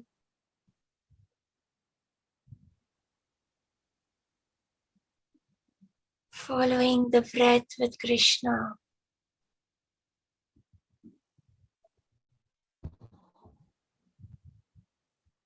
As it turns the gap in the out-breath.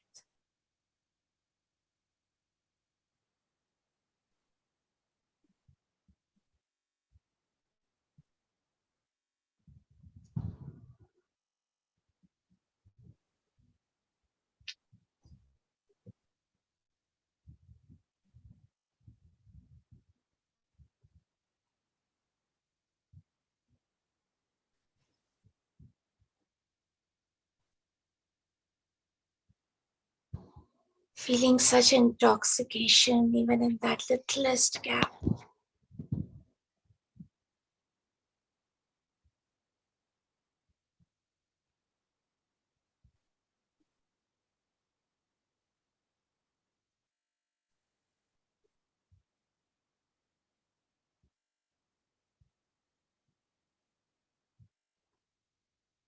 Connect that gap with your body.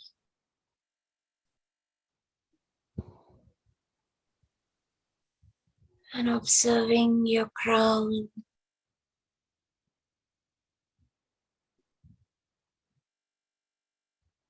your head,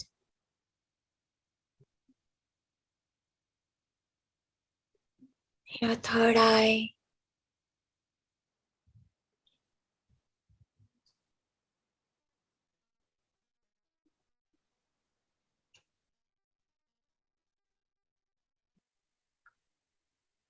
observing if your third eye is connected to the ground and the space above.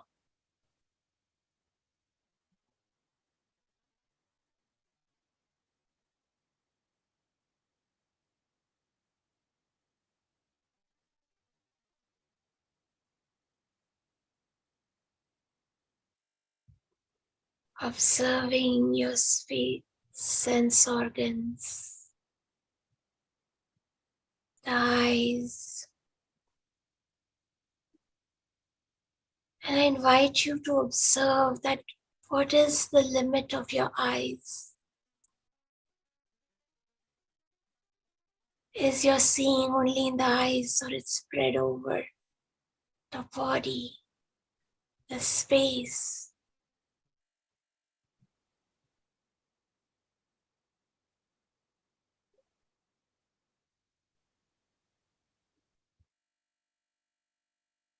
Observing your ears, are they only in the ear section?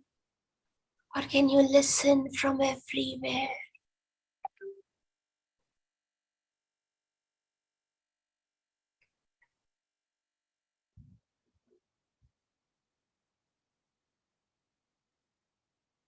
Feel your tongue inside your mouth. How does it taste?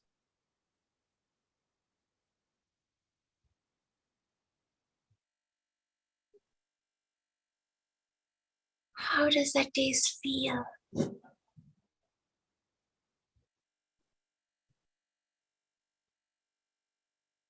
Can you taste your whole body?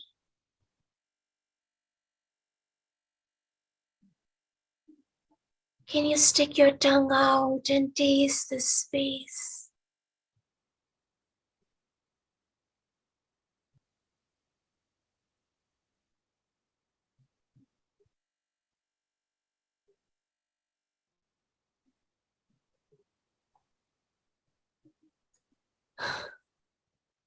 Krishna.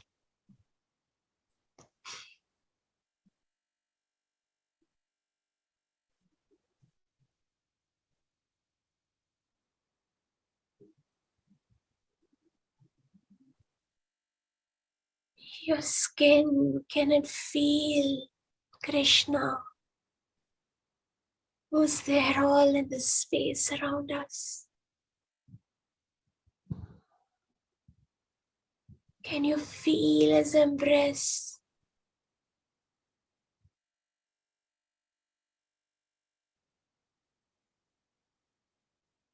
Can you feel the sky coming to embrace you?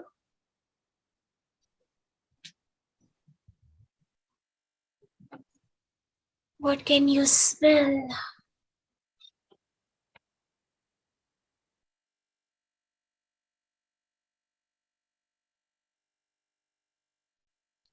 Feel your throat.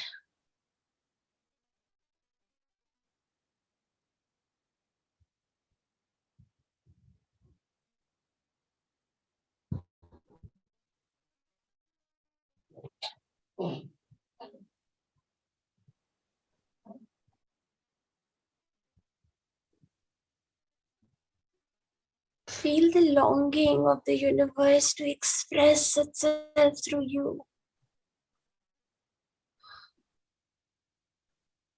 Do you have any block there?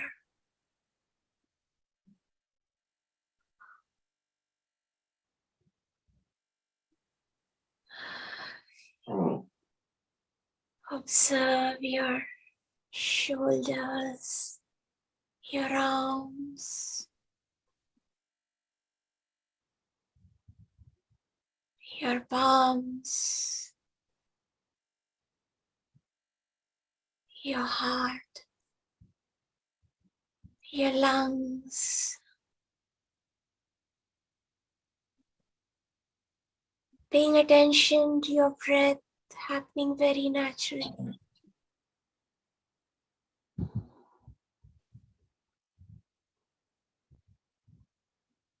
Observe the gap.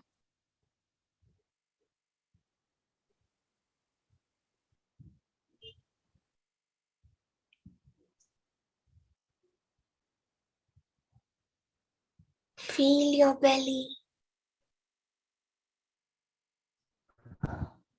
Many ego patterns are there, I can feel.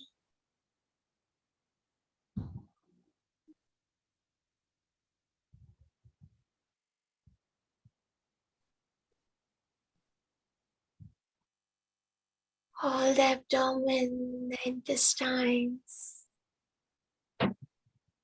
the genitals,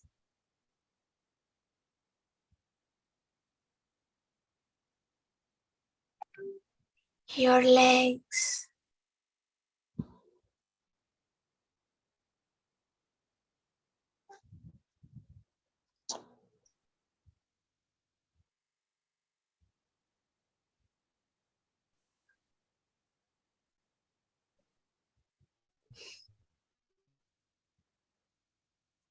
feel the space entering you.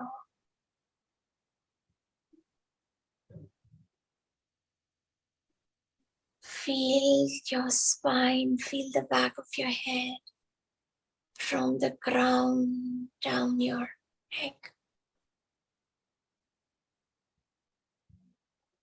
Feel your spine. Quanto, quanto.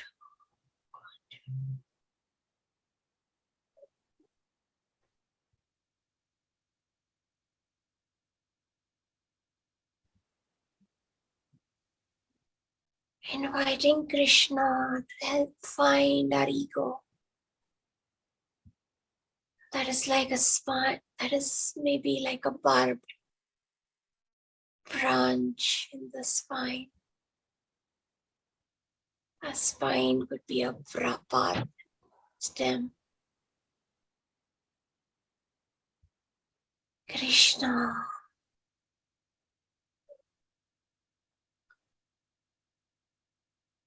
Krishna.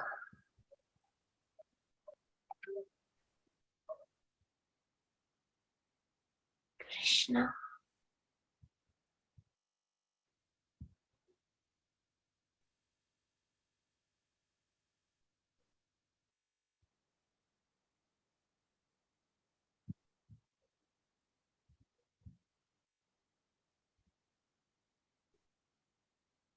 Observe what is being revealed.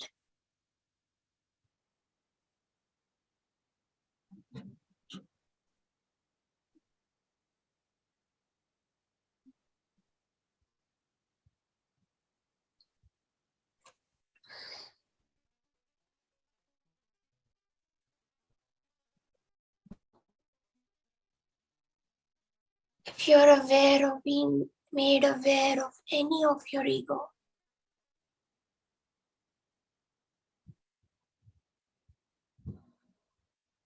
go into that incident of ego.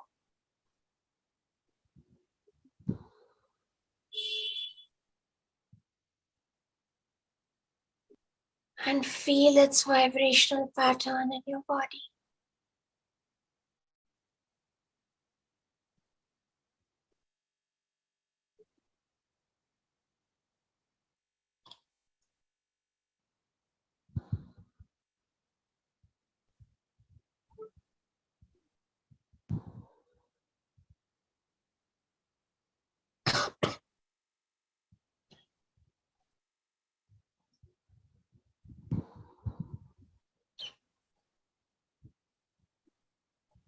And that ego has an alter ego, an opposite ego. So go into those incidents too, where you feel the opposite.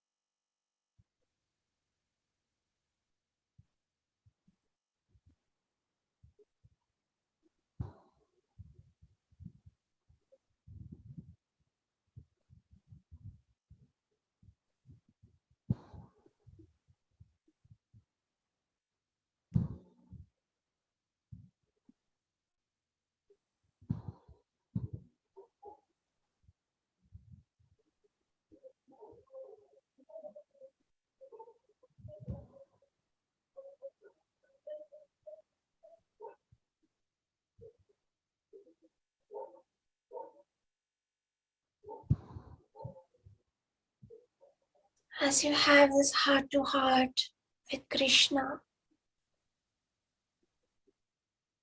He's doing a heart to heart with all of us.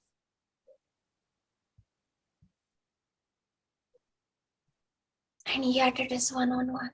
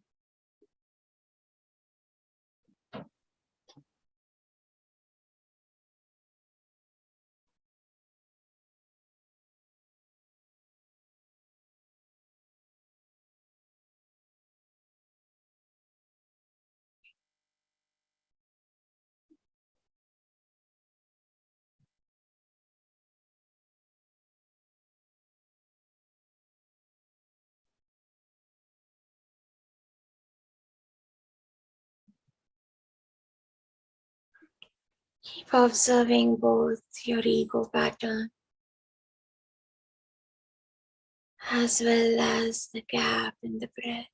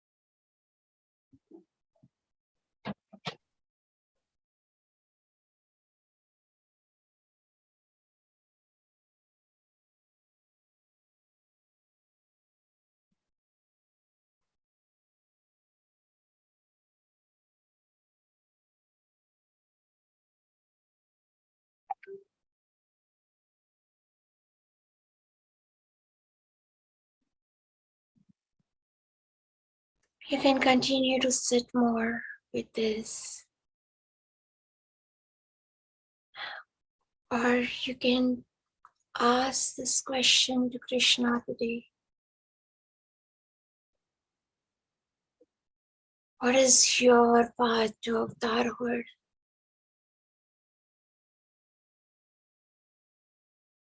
What are your unique qualities that could make you an avatar? What the universe wants to download through you.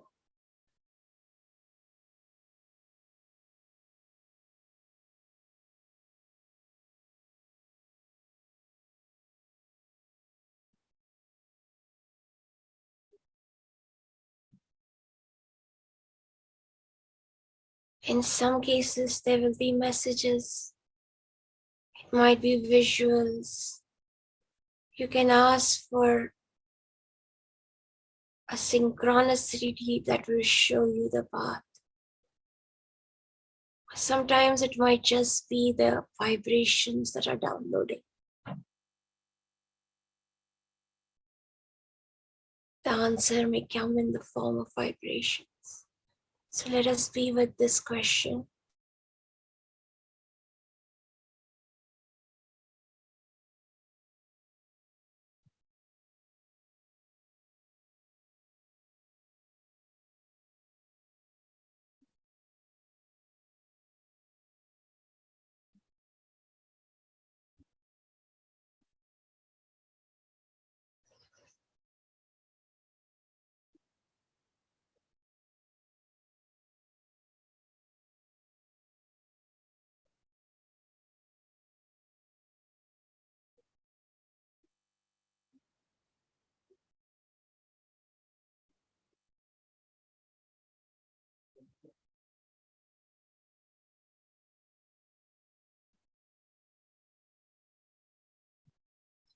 Mhm.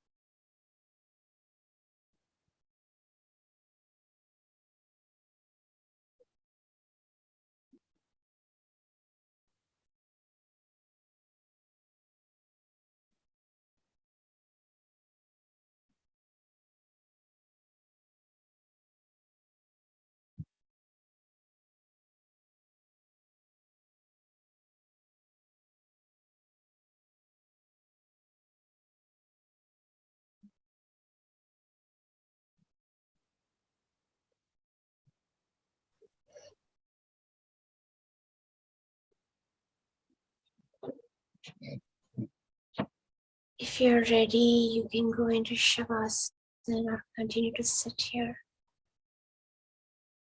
I bow down to Shivo, to everyone who's here, for creating this special session. Let us all now go and just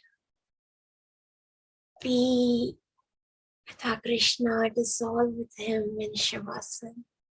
Love you so much for joining today. Happy Janmashtami to all.